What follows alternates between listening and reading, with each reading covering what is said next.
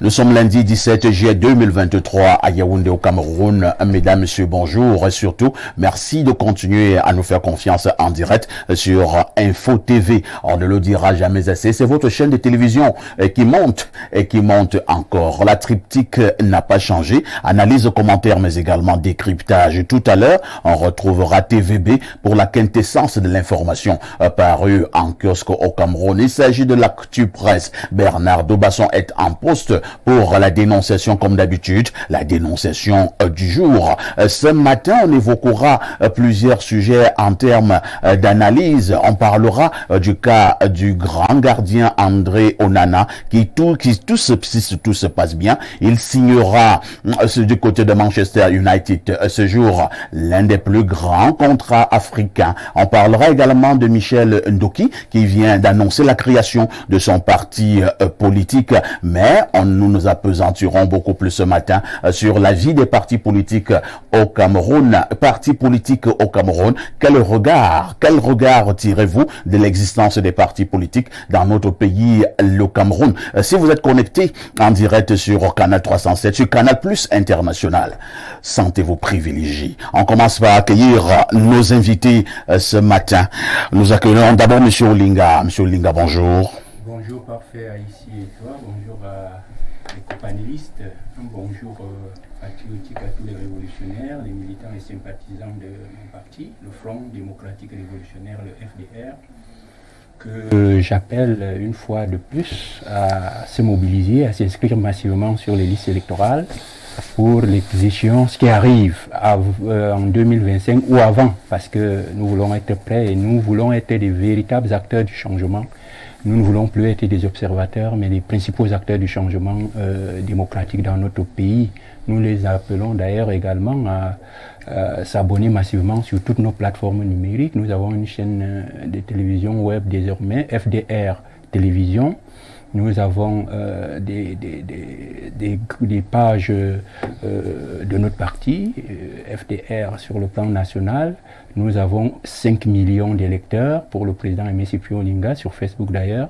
Et puis 5 millions d'électeurs. Oui, nous avons besoin de 5 millions d'électeurs. Vous avez besoin. Et nous avons lancé une opération justement pour que les Camerounais s'inscrivent et qui nous permet d'avoir 5 millions d'électeurs pour moi-même en 2025 et pour le parti parce que nous voulons avoir... Vous êtes déjà candidat pour 2025. C'est une grande probabilité. Nous nous sommes déjà lancés. Il n'y a qu'à voir les plateformes numériques de notre parti pour être au parfum justement des évolutions au jour le jour de notre dynamique actuelle. C'est signe de ce que le message passe. Absolument. Et il passe très bien et nous pensons que le peuple est en train de se mobiliser effectivement pour donner le pouvoir aux révolutionnaires en 2025 en nous donnant non seulement les 360 communes du pays parce que nous voulons avoir 360 listes dans les 360 communes. Nous voulons avoir dans nos 58 départements des listes pour les législatives, pour les députés et puis pour la présidentielle. Nous serons de la partie et nous voulons jouer les premiers rôles. Je demande que cette mobilisation qui a déjà commencé à travers nos plateformes numériques et qui est en train justement de prendre de l'ampleur même au niveau de la diaspora, que cette mobilisation continue. Très bien. Nous serons de la partie. De toutes les façons, nous vous souhaitons bonne chance pour toutes ces échéances électorales à venir. J'aime bien dire que M. Cyprien Olinga, c'est le président des révolutionnaires, le président du Front démocratique révolutionnaire. On accueille en face de vous le seul consultant qui nous restera lorsque tous les autres petits consultants auront fui. Il s'agit de Pierre Blériot-Niémec. Pierre Blériot, bonjour. Bonjour, parfait ici. Bonjour à votre panel, bonjour à nos millions de téléspectateurs. Heureux d'être parmi vous ce matin du 17 juillet 2023. Tout à fait. Je profite de votre tribune pour souhaiter joyeux anniversaire à une jeune dame, Ngé Alice Huguette. C'est ton jour, joyeux anniversaire. Ngé Alice Huguette, c'est une fille Bassa. C'est une fille Bassa, bien évidemment. On entend Ngé. Voilà. J'ai eu un grand frère qui s'appelle Ngé, Paul Ngé. C'est très bien. Là, tu connais même d'autres Ngé sans savoir qu'ils sont tout à côté de toi. Ah bon? Libye s'appelle Ngé. Ah bon? Ouais. D'accord. Voilà. Merci beaucoup. Voilà. C'est le Bilingue. Son père s'appelait Ngué. Tout à fait. Donc c'est un nom mythique. Voilà. Merci beaucoup. Nous sommes justement donc lundi 17 juillet 2023. Et Pierre Blériot, la citation du jour. La citation du jour, la voici. Le monde ne sera pas détruit par ceux qui font le mal, mais par ceux qui regardent sans rien faire. Le monde ne sera pas détruit par ceux qui font le mal, mais par ceux qui regardent sans rien faire. C'est Albert Einstein qui le faisait remarquer. Le monde ne sera pas détruit par ceux qui font le mal, mais bien par nous qui regardons souvent sans rien faire. Nous nous rendons souvent complices, passifs. Vous voyez, nous voyons les injustices, nous ne dénonçons pas. Chaque Camerounais, je parle que du Cameroun, semble très occupé par ses propres problèmes. Le jour où on vient arrêter Bernardo, parfois ici, Cyprien Olinga, Niemek, ça ne nous concerne pas. Le jour où on vient arrêter Niemek, Cyprien et parfois dire ça que ne nous concerne ainsi pas. De suite. On vient donc nous prendre l'un après l'autre. C'est le jour où on viendra prendre Olinga seul. Et il n'y aura plus personne pour s'insurger. Voilà. On aura appris tout le monde. Voilà, qui comprendra qu'il aurait dû, dès le début, s'opposer. Voilà, parce que, vous savez, je l'ai dit hier à l'émission, quand vous dînez avec le diable, vous faites partie du menu. Donc, tous ceux qui sont à la table du diable seront mangés.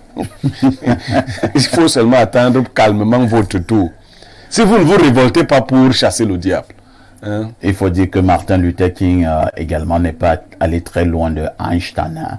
Lui qui nous disait également que votre vie commence à s'arrêter le jour où vous décidez de garder le silence dans des circonstances graves. Bien évidemment. Beaucoup gardent le silence. Dans des circonstances graves. Des circonstances très graves. Et je crois que d'ailleurs qu'au Cameroun, nous sommes coutumiers du fait. Je me rappelle qu'il n'y a pas très longtemps, un homme de médias était accusé de pratiques peu orthodoxes sur sa propre fille. Oui. Mais après, silence de radio. Tous les médias ont décidé de garder le silence alors que les faits étaient suffisamment graves. Et nous qui sommes dans le milieu des médias, nous constatons au fur et à mesure que lorsque certaines causes sont évoquées, les gens ont coutume de garder un silence qui est comme l'observance ou l'observation d'une sorte de loi d'omerta. Il ne reste que des vendus comme Niemek qui disent non, nous on va en parler, on va dénoncer. Donc, merci beaucoup d'être encore là ce matin pour tes éternelles analyses. Je vous suggère de garder la même pertinence. En face de vous, on accueille Bernardo Basson. Il s'est fait appeler le sucre national. Bernardo, bonjour.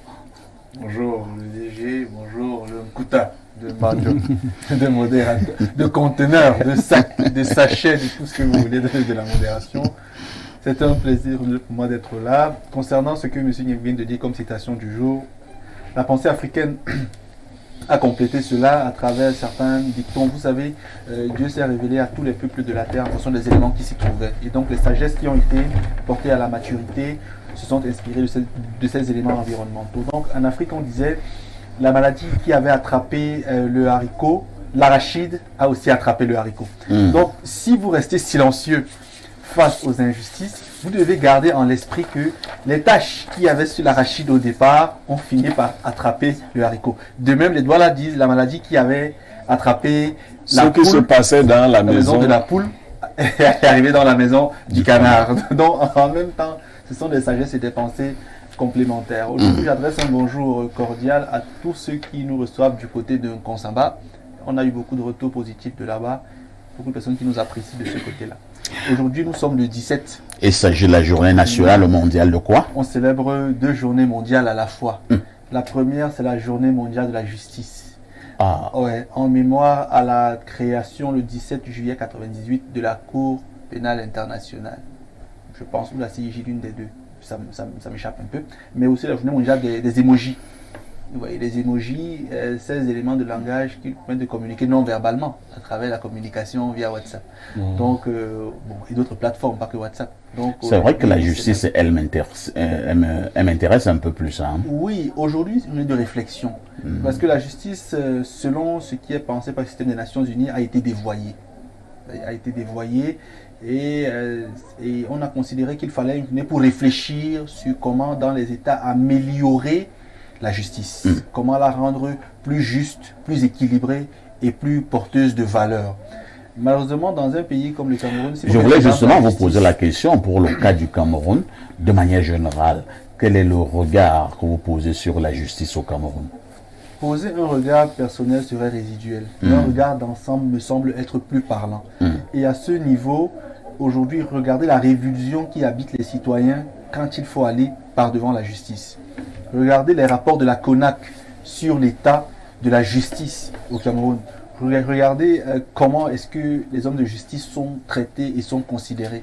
On parle de corruption, on parle de marchandage, on parle de chantage, on parle de toutes ces formes d'abus-là. Donc aujourd'hui au Cameroun, je pense que la justice végète, elle existe, elle est majoritairement tordue et minoritairement réglée ou droite, je pense. C'est mon sentiment. On y reviendra, hein. On en fera tout un thème pour parler de la justice au Cameroun. On essaiera de comprendre si la justice au Cameroun est toujours juste ou alors c'est la justice des plus forts. On essaiera de comprendre tout cela. Le temps d'accueillir celui-là qui a fait parler de lui dernièrement. Il remet cela ce lundi matin. Il refait surface. Monsieur Funzikou Moubarak, bonjour. Bonjour, Parfait ici. Bonjour à l'ensemble des panélistes sur le plateau et à tous vos téléspectateurs.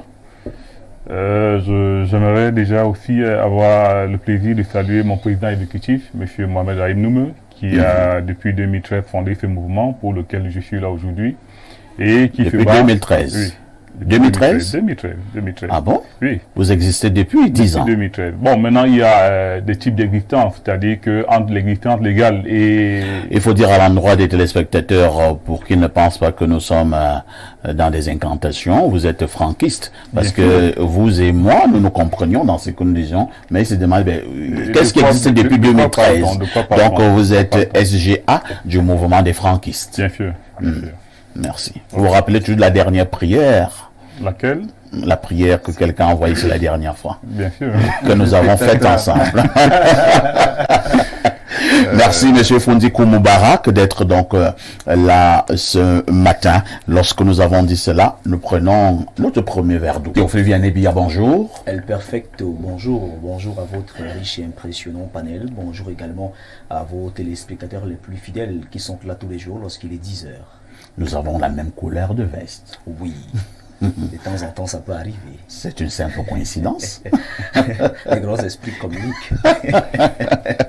Théophile Vianney-Bia, c'est le plus jeune REC en Afrique au sud du Sahara. Oui, il est rédacteur en chef sur Info TV et c'est également l'homme de la revue de la presse. Tous les matins, nous le disons, il vous donne rendez-vous à 6h45. Il remet cela à partir de 10h dans le cadre de votre programme Espace Mini. TVB, que disent les journaux? El Perfecto, les journaux qui sont disponibles en kiosque ce matin présentent pas mal d'actualités, notamment sur le plan politique, sur le plan sportif et même sur le plan économique. Et nous ouvrons donc cette revue de presse Acte 2 avec le journal Info Matin de Dieudonné Mveng. Il s'agit bel et bien d'un quotidien qui est en kiosque et qui parle du Hajj 2023 avec les pèlerins qui disent merci à Paul Biya. Ce journal précise en pages 2 et 3 que les fidèles musulmans chargent le ministre de l'administration territoriale de transmettre leur gratitude au chef de l'État pour sa constante sollicitude pour la Tangandji. Par ailleurs, président de la Commission nationale du Hajj annonce dans un communiqué ce 13 juillet la fin de leur séjour à la Mecque. De la page 2 à la page 3, le journal Info Matin présente donc ces remerciements des pèlerins camerounais qui disent merci à Paul Biya, de retour à la Mecque. Université de Yaoundé 1, on en parle avec la météo. Le billet hebdomadaire d'information, d'enquête, d'analyse et de reportage parle de l'exclusion du docteur entre guillemets Fridolin K,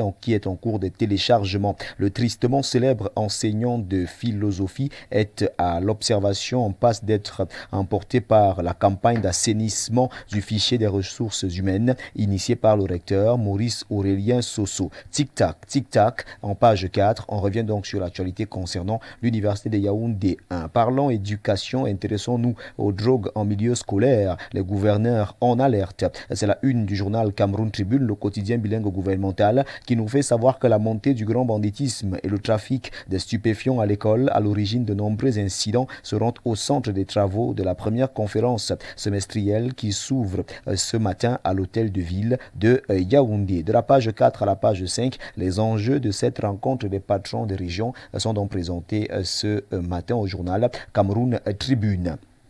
Et si on restait en éducation avec le journal Le Jour d'Amanmana qui parle du professeur Victor Mbarika et présente ici la reconnaissance méritée, on en parle en page 4, crise anglophone, les petits pas de la reconstruction, les activités du comité mis en place pour redonner vie aux régions du nord-ouest et du sud-ouest restent plombées par des financements insuffisants, une communication insuffisante vers les élus locaux et surtout l'insécurité encore ambiante. C'est une analyse qui vous est présentée dans ce journal, le journal d'Amanmana, de la page 2 à la page 3. Restons dans le Nozo, plus précisément du côté du nord-ouest avec le journal Émergence qui nous amène du côté de Baba, le domicile de Frundi incendié. L'information est présentée au BAT 1 du journal Émergence. On parle ici de l'exclusion. Pourquoi le MRC fait le grand ménage? Cette information barre la grande une du journal Émergence. Repère parle également du MRC en pied 1. Camto, la dérive dictatoriale. On en parle plus amplement en page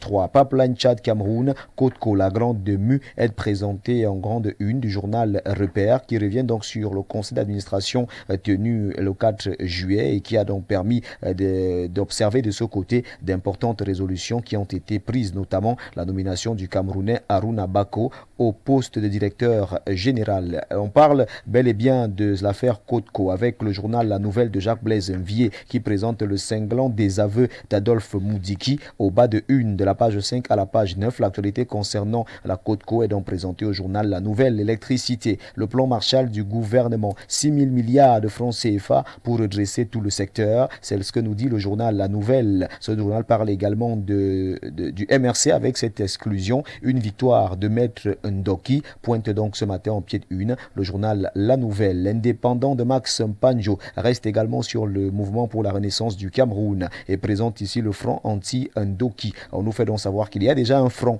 anti-Ndoki qui s'est donc formé et ce front est présenté en page 8 du journal L'Indépendant. Bataille successorale, la guerre des sous-chefs est présentée de la page 5 à la page 7. Allons à présent du côté du Sénat, un prédateur en liberté. On présente donc ce prédateur ce matin en page 3 et le Zénith reste également au Sénat pour parler de Laurent Nkodo et présente Laurent Nkodo comme étant un grand client du TCS. En page 3, le journal Le Zénith consacre cette actualité ce matin à l'aune des crimes économiques dont on lui fait porter à tort ou à raison le chapeau. Ce membre de la Chambre haute du Parlement fait partie dans l'imagerie populaire des maîtres penseurs de l'État, prédateurs au Cameroun. Son activité épistolaire sur fond de manche révèle au grand public, suscite ici énervement, dénonciation et même équivoque. Management à la Fédération camerounaise de football, le journal de Feu Pius Ndiawe en parle. Il s'agit du quotidien Le Messager. Non à l'étau bashing, s'exclame le journal Messager ce matin. Réunis vendredi à Yaoundé, les présidents de Ligue régionale de football se désolidarise de la campagne de dénonciation dont fait l'objet le patron du comité exécutif. Le témoin de Francis Bonga qui est en kiosque parle de téléphonie mobile au Cameroun, réseau téléphonique, MTN, Orange et Camtel traînés en justice. L'Observatoire du développement social vient d'ester en justice les 3 opérateurs pour arnaque et publicité mensongère. Le feuilleton s'annonce long, les pouvoirs publics sont interpellés d'après l'information information qui est présentée au journal Le Témoin de Francis Bonga, qui est disponible en kiosque. Nous refermons cette revue de presse avec Mutation de Georges Alain Boyomo. Ce journal parle ici de ce massif des Baux, forêt d'incohérence. Greenpeace Afrique épingle le ministre des Forêts, de la Faune pour l'attribution d'une concession en violation de la législation et la réglementation forestière. Transfert d'André Onana vers Manchester United. Le journal revient donc sur les contours concernant ce nouveau transfert d'André Onana. En page 11, RDPC Villa, chorus contre le discours de haine. Le journal en parle également en page 9 ce matin. Il s'agit donc bel et bien du journal Mutation qui nous permet de refermer cette revue de presse Acte 2 sur Info TV ce lundi 17 juillet 2023. Mesdames, Messieurs, de votre aimable attention, infiniment merci. Et nous vous invitons très massivement à vous rendre dans les kiosques pour procurer un journal au prix de 400 francs CFA pour que vive la presse camerounaise. Il s'agit donc tout simplement de 4 pièces de 100 francs, 8 pièces de 50, 16 pièces de 25, 40 pièces de 10 francs, 80 pièces de 5 francs, 400 pièces d'un franc CFA seulement collectées. Et vous avez votre journal. C'était la revue de presse Acte 2 avec Théophile Vianney Billa. Appelez-moi TVB si vous le désirez. Mesdames, Messieurs, merci. Merci El Perfecto. Merci TVB. Moi, je le désire. Je vous appelle TVB. Merci. Théophile Vianney Billa. Oui. Vous ne partez pas. Exact. C'est pour nous dérouler le fait saillant de l'actualité qui nous intéressera ce soir aux 19h et aux 20h. Aux 19h et aux 20h ce soir, on va parler sport. On va s'intéresser à ce nouveau transfert d'André Onana parce que vous savez que c'est très important. C'est l'un des contrats les plus onéreux en ce moment lorsqu'on parle des Africains qui sont sur le plan international. Le goleador camerounais André Onana qui est donc en route vers Manchester United. Ça fait couler beaucoup d'encre et de salive. Vous savez bel et bien qu'il était en séjour au Cameroun, mais il est rentré très vite parce qu'il devait effectivement prendre part à la signature de ce contrat et terminer naturellement les clauses du contrat. Donc on reviendra donc sur cette actualité aux 19h et aux 20h. À côté également, on ne va pas mettre de côté cette rencontre qui se tient aujourd'hui même et qui réunit les patrons des régions. Il s'agit bel et bien de cette première conférence semestrielle des gouverneurs des régions. Et sur la table des gouverneurs, il y a donc la question de sécurité sur l'ensemble du territoire et même la question de lutte contre la consommation des drogues en milieu scolaire. Les gouverneurs qui sont donc réunis pour essayer de mettre sur pied ici des solutions durables qui permettront bel et bien aux élèves, du moins à la communauté éducative, de bien entamer l'année scolaire à venir. Il s'agit de l'année scolaire 2023-2024. TVB. El Perfecto. À demain 10h. Avec le même plaisir et le même bonheur. Très bonne suite d'émission à vous ainsi qu'à votre panel. Merci beaucoup. Il y a justement ces faits d'actualité qui nous intéressent ce matin. Je le disais en ouverture tout à l'heure. Le cas André Onana nous préoccupe.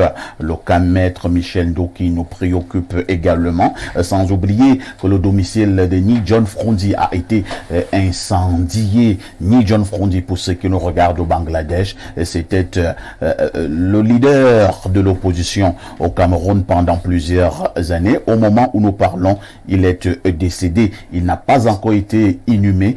Son domicile a été incendié. Je commence par vous, Monsieur Fundiko Moubarak.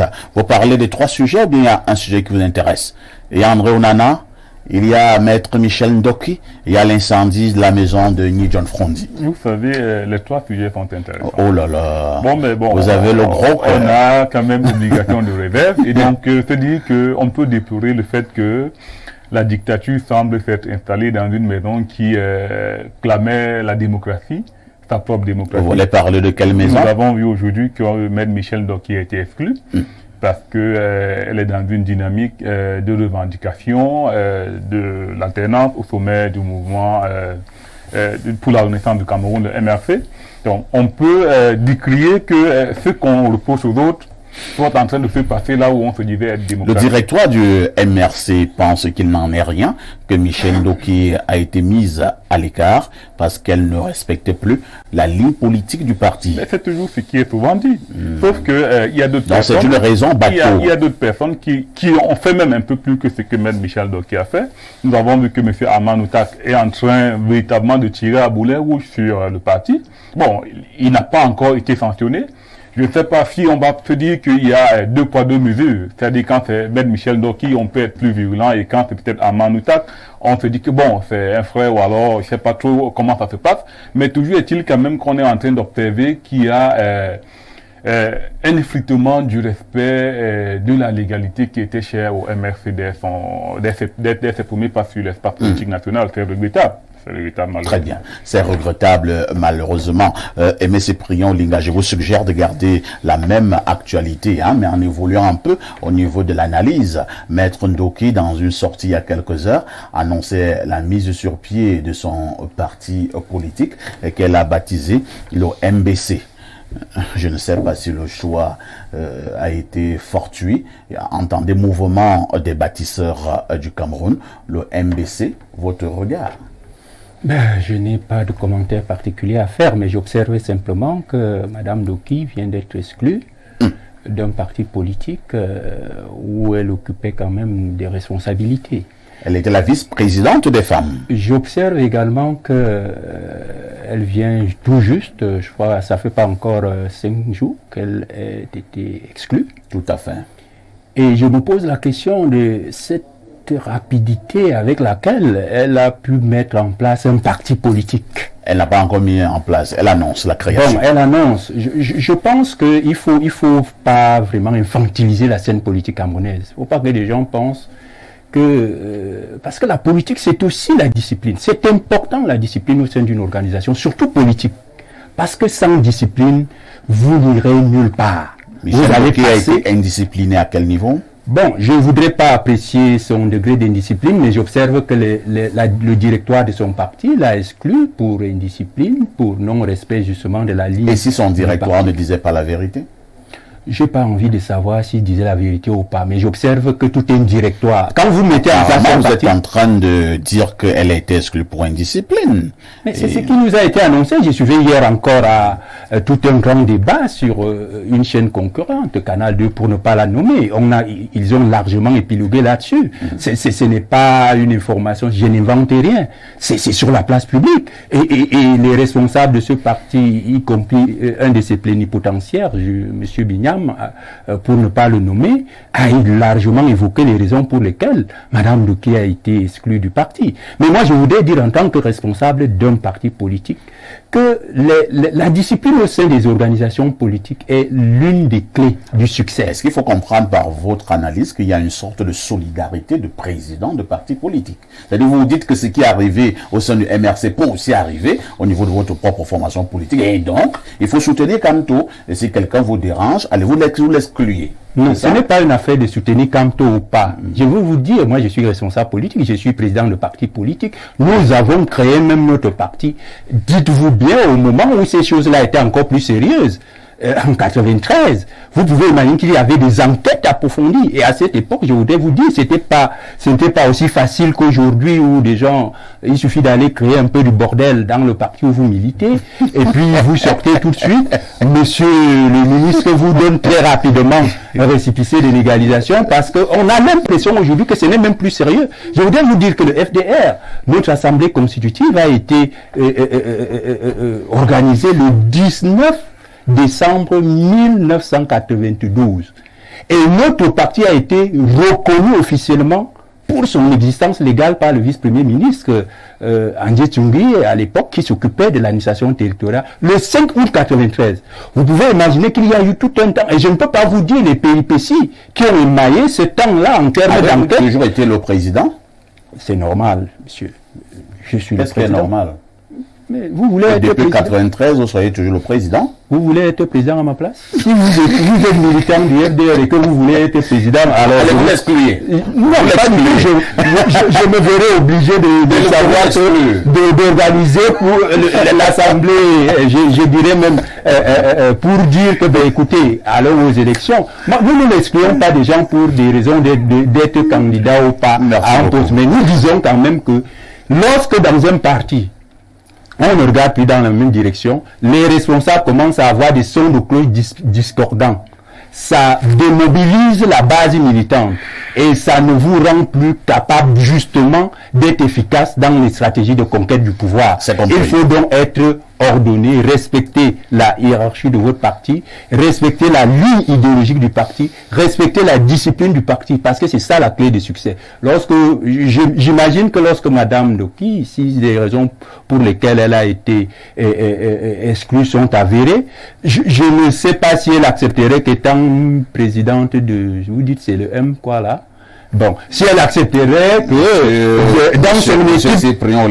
Non, j'ai dit que je ne sais pas si elle serait très contente. Qui va voir le jour. MBC. Ah, voilà. J'estime donc que peut-être quand elle sera, si ce parti voit le jour un jour, elle sera très très fière de voir que dans son territoire, il y a des gens, pendant que la direction du parti donne une direction, il y a des gens qui vont raconter au courant. Je ne sais pas si elle serait très très contente d'observer cela. On va passer la parole à Pierre Blériot. Mais Pierre Blériot, sauf si vous insistez à parler de Michel Doki, je voulais qu'on évolue, pour feuilleter l'actualité du jour. Il y a André Onana qui est en train de signer l'un des plus grands contrats en ce moment. Il y a également l'incendie de domicile de John Frondi. Oh c'est regrettable, pas de respect pour la mémoire de Frondi. Il est encore à la morgue. Il paraît que nos frères de l'autre côté ont perdu tout humanisme. Parce que quand les êtres humains ont encore un peu d'humanité, dans les périodes comme celle-ci, on observe un bémol. C'est-à-dire que difficilement on a vu pendant la mort, la guerre continuer. Frondi est quand même le leader le plus charismatique que cette zone a connu depuis que nous sommes sous l'ère du multipartisme. Et il a fait ses classes. Aujourd'hui, Frondi est décédé, il est à la morgue. Et on s'en va brûler son domicile. Ceux qui l'ont fait n'ont aucun respect pour la mort en général, qui est une chose que nous avons tous en partage. Il faudra un respect pour les défunts. Oui. Je voudrais que vous puissiez me rester du côté du nord-ouest et du sud-ouest. Hier soir également, on a également appris qu'un sécessionniste est entré dans ce que nous appelons vulgairement un bar. Ouais. Il a ouvert le feu. Il a battu, si je m'en tiens au communiqué du colonel Atonfa, qui s'occupe de la communication du MINDEF. Il a battu, disais-je, 8 personnes et plusieurs blessés. Vous pouvez imaginer que il y a un communiqué officiel, il y a la réalité sur le terrain. Lorsque le communiqué officiel avoue déjà qu'il y a eu 8, je ne vous envoie pas sur le terrain. C'est de la barbarie. Sauf que on n'a pas l'impression que les gens veulent que cette question soit résolue définitivement. Nous savons là où ça bloque et les gens préfèrent, comme eux ils ne sont pas à Bamenda, ils ne sont pas comptés parmi les morts. Toute l'industrie de la guerre, toute l'économie de la guerre qui est derrière cette affaire fait que les êtres humains qui sont devenus tellement cupides se foutent pas mal du nombre de morts qu'on enregistre de ce côté. C'est regrettable. J'appelle de tous mes voeux le jour où Bamenda, le nord-ouest, Boya, avec tout le sud-ouest, redeviendront des lieux où il fait beau vivre. Très bien. Bon, maintenant, je ne vais pas... André Onana. Non, je vais permettre à M. Basson de parler largement d'André Onana, à qui certains ont souhaité une fin malheureuse de carrière. Mais vous voyez, quand vous avez affaire à un enfant de Dieu, Dieu lui donne exactement le contraire de ce que vous lui souhaitez. Les gens ont souhaité. Et moi, je comprends pas. Ça veut dire que la plupart des Camerounais qui sont contre André Onana sont les fils du diable. Aussi simple. Parce que Dieu ne peut pas continuer de bénir quelqu'un tout le temps. Vous lui souhaitez du mal, le bien lui arrive. Mais vous devez vous demander. Nous, on disait chez nous à l'époque, quand vous allez au vote, chez les Bassa, le vote du chef, on disait que si tu vois que le rang que tu as pris n'a pas beaucoup de personnes, quitte vite. Parce que c'est le rang de la malédiction. Quitte vite, rejoins le rang qui est déjà long. Le chef risque de te remarquer, le futur chef. Voilà les bénédictions qui ne font que s'amonceler dans la vie d'André Onana. Je crois qu'André Onana peut rembourser la dette d'une certaine structure au Cameroun. Au rythme où il va là. Moi, je lui souhaite d'ailleurs de terminer sa carrière et de venir diriger le football camerounais. Vous voyez tout le bien qui arrive dans la vie d'André Onana. Les vieillards qui ont raté leur vie lui souhaitent la malchance. André Onana ne fait qu'aller de succès en succès, de victoire en victoire. Vraiment bon vent, jeune petit frère. Ça peut même être mon fils, hein, selon leur âge de football souvent. Là. Donc, merci Pierre Blériot-Niamek pour votre analyse. Effectivement, Bernardo Basson, qui est également très proche des milieux du sport. Bernardo Basson, aujourd'hui, André qui vient d'ailleurs d'être nommé, il faut peut-être le dire. Je pense que lui-même le dira tout à l'heure. André Onana signera son contrat à Manchester United. C'est une fierté africaine. C'est une fierté camerounaise, c'est un digne fils d'Afrique désormais qui caracole presque au sommet du football mondial. La qualité du gardien de vue d'André Onana n'a jamais fait l'objet de doute sur ce plateau. Si j'ai dit un jour que c'est pas un bon gardien, quand on ressort de la bande d'annonce, on n'a pas dit que tu as dit ça. Ça veut dire qu'aujourd'hui, le fait qu'il signe dans un club comme Manchester United, qui est un grand club, prouve que c'est un bon gardien, du moins du niveau pour qu'un tel club s'intéresse à lui. Alors, les questions autour de ses relations avec le président de la FECAFOOT, le sélectionneur, ont fait couler beaucoup d'encre et de salive et forcément, je n'ai pas été d'accord sur certaines positions. Bon, nous n'allons pas revenir. La vérité, est que... Félicite la bénédiction de la vie. Là n'est pas le débat, Bernardo. Nous avons évolué, même au niveau même des problèmes entre... comment on l'appelle, André Onana et le sélectionneur, et Samy et le sélectionneur, ça a évolué. Je vous le dis, lors du prochain regroupement, André Onana sera des nôtres. C'est M. qui m'a interpellé sur la question. Voilà pourquoi je vous dis donc que qu'il signe dans un club comme Manchester United, c'est consécutif à sa qualité de gardien de but. Donc, c'est une situation avec un contrat, waouh. Bon, j'ai pas les termes du contrat, je ne les ai pas encore. Ils seront officiels sûrement bientôt, mais je pense qu'il le mérite et qu'il faudrait le féliciter pour cela. C'est un gardien de grand niveau. Moi, je vous l'ai dit ici que pour moi, c'est le 6e meilleur gardien au monde. Moi, je l'ai dit ici. Maintenant, jusqu'à 6. Parfait ici. C'est mon sentiment, c'est mon impression. On peut ne pas être d'accord. Tu ne peux pas encore t'aligner. Je vous ai dit ici que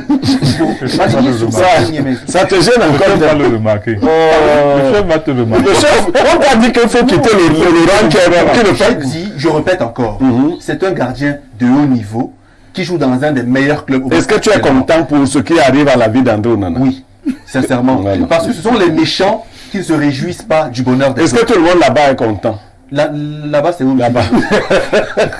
Je préfère être littéral. Donc, je veux que vous disiez où est-ce qu'il n'en serait pas content. Donc, il le mérite. C'est un grand gardien. Il aura du succès dans sa carrière. Moi, je ne souhaite. Je ne suis pas quelqu'un qui est méchant et qui pense du mal des autres. Mais Michel Doki, moi, je voudrais dire une chose. Oui. Je lis, j'écoute, j'entends. Tout à l'heure, monsieur Moubarak a dit des choses. Je ne suis pas complètement d'accord. Hier encore, j'en parlais avec un frère. Michel Doki, et je le pense, est exclu du MRC d'abord parce qu'elle challenge Maurice Kamto. Sauf que elle-même a donné le bâton pour se faire battre. Et je le dis encore. Michel Doki a pris des positions tendancieuses sur l'affaire de la basse. Elle semblait accuser le MRC d'être caution des casses dans les ambassades. Michel Doki a pris position sur l'âge. Si ça vient de Ndoki, il faut parler de la basse. Oui. Si ça vient de Ndoki, on sait ce que Ndoki était au sein du MRC. Si ça vient de Ndoki, est-ce qu'il ne faut pas prendre cela au sérieux? Justement, je ne dis pas qu'elle a eu tort de le dire ou qu'elle a menti. Je dis quand même que dans un parti politique où il y a une ligne, il y a des choses qu'on ne présente pas en public. Donc vous pensez que le procès que vous faites contre Ndoki, c'est que toute vérité n'est pas bonne à dire, c'est ça? Oui, surtout quand elle est dans un milieu. C'est-à-dire que Ndoki sait que le MRC est très proche de la base, mais Ndoki ne devait pas le dire. Je ne sais pas si le MRC est proche de la base. Le MRC officiellement s'est généré des solidarisés de la base. Elle est allée plus loin hier. Elle a encore dit ceci, et je vous relance. Oui. Elle a dit qu'elle n'a jamais dit que Kamto avait gagné l'élection de 2018. Là, mais c'est Kamto lui-même qui l'a dit. Là, il y a un problème parce que au Conseil constitutionnel, elle est allée défendre cette position et elle a crié non au hold-up électoral. Qu'est-ce qu'un hold-up électoral? Ça veut dire, si vous défendez une position et qu'aujourd'hui vous la recusez parce que vous êtes mécontent, vous n'êtes pas plus crédible. Autre chose encore, c'est que Maître Ndoki a pris des positions assez tendancieuses sur l'âge du président. Elle a pris, donc quelque part dans le MRC, elle a amoncelé des sorties de pistes. Et pour tout cela, c'est ce que ça peut coûter. Et pour tout cela, elle doit être exclue. Emballée sous le prisme de ce que elle a challengé le président du MRC, on l'a exclu. Même si moi je pense... Est-ce que c'est un péché de challenger le procès comme tout? Non, justement. Parce que dans le MRC, c'est un péché. Non, c'est un péché. Non, c'est un péché. Non, Basson, je vous écoute. C'est un péché. Oui. Cyprien Olingaki est votre voisin, vient être depuis 30 ans président de son parti politique. Oui. Et il vient de demander à M. Aïssi est-ce que M. Aïssi veut le challenger. Moi, je n'ai jamais vu. Il y a un seul qui a essayé de le faire. On a Anissé Ekane. Ouais. Et il est encore revenu très vite. Les partis politiques, je vous l'ai dit hier au Cameroun, sont comme des sectes. C'est jusqu'à la mort de l'impérateur pour être remplacé. Donc qui signifie qu'il est un impérateur. Oui, je ne voudrais pas laisser passer cela. Non. Je voudrais vous dire que quand on est là que depuis 13 ans. Non, je voudrais faire une précision. Pour que nous nous quand il sera président du MRC jusqu'à sa mort. Donc il le sait. Moi, ce que je souligne chez Ndoki, à une personne hier, quand je parlais hier dimanche, je n'avais pas encore l'information du projet de création. Tout à fait. Nous nous posons d'ailleurs la question quel devait être l'avenir politique de Ndoki. Alors, je vous assure, Ndoki est descendu d'une échelle dans mon appréciation. Et pourquoi? Elle donne l'impression de cette femme qui, sortie d'un mariage, entre dans la maison du voisin pour un nouveau mariage. Ça veut dire qu'elle avait déjà cette relation avant. Elle n'est donc pas très... Non, elle n'est pas entrée dans un nouveau mariage. Non, c'est ça, un nouveau mariage. Elle se prend en compte elle-même. Non, elle ne se prend pas... Non, hier... Elle n'est pas entrée dans un autre parti politique qui existait déjà. Non. Elle annonce la création d'un nouveau parti. Non, mais je dis ceci, c'est soit c'est de la précipitation, d'une part, soit alors... Elle était tellement... Elle devait prendre du temps. Moi, je crois. Si c'est un conseil, hein. Elle n'est pas obligée de... Vous dites qu'elle devait prendre du temps. Est-ce qu'elle est obligée de prendre du temps? Non, elle ne suivra même pas mon conseil. Mais je sais qu'elle sera la fin de ce parti. Ce sera comme à part. Donc, vous savez... À part, c'est quoi? Le parti de l'autre. Comme il est. Je voulais faire quelques précisions. Comme je vous ai dit tantôt, lorsqu'on crée un parti politique et qu'on est sérieux, on prend du temps, comme il vient de le dire. On met en place un projet politique. On met en place une idéologie politique. Et on met une stratégie en marche pour atteindre cette idéologie-là.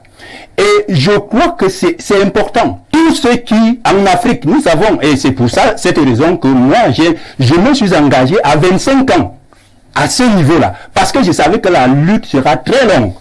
La politique n'est pas une affaire où vous arrivez aujourd'hui, vous récoltez les fruits demain. Ceux qui y sont entrés, en croyant qu'en 2 ans, 3 ans, ils seront je ne sais pas quoi, beaucoup sont partis. Très bien. Je voudrais donc dire que, quand vous regardez Ouad, vous allez observer, du moins en Afrique francophone, c'est des leaders de l'opposition qui ont accédé au pouvoir. Aucun d'eux n'a accédé au pouvoir avant 30 ans de lutte.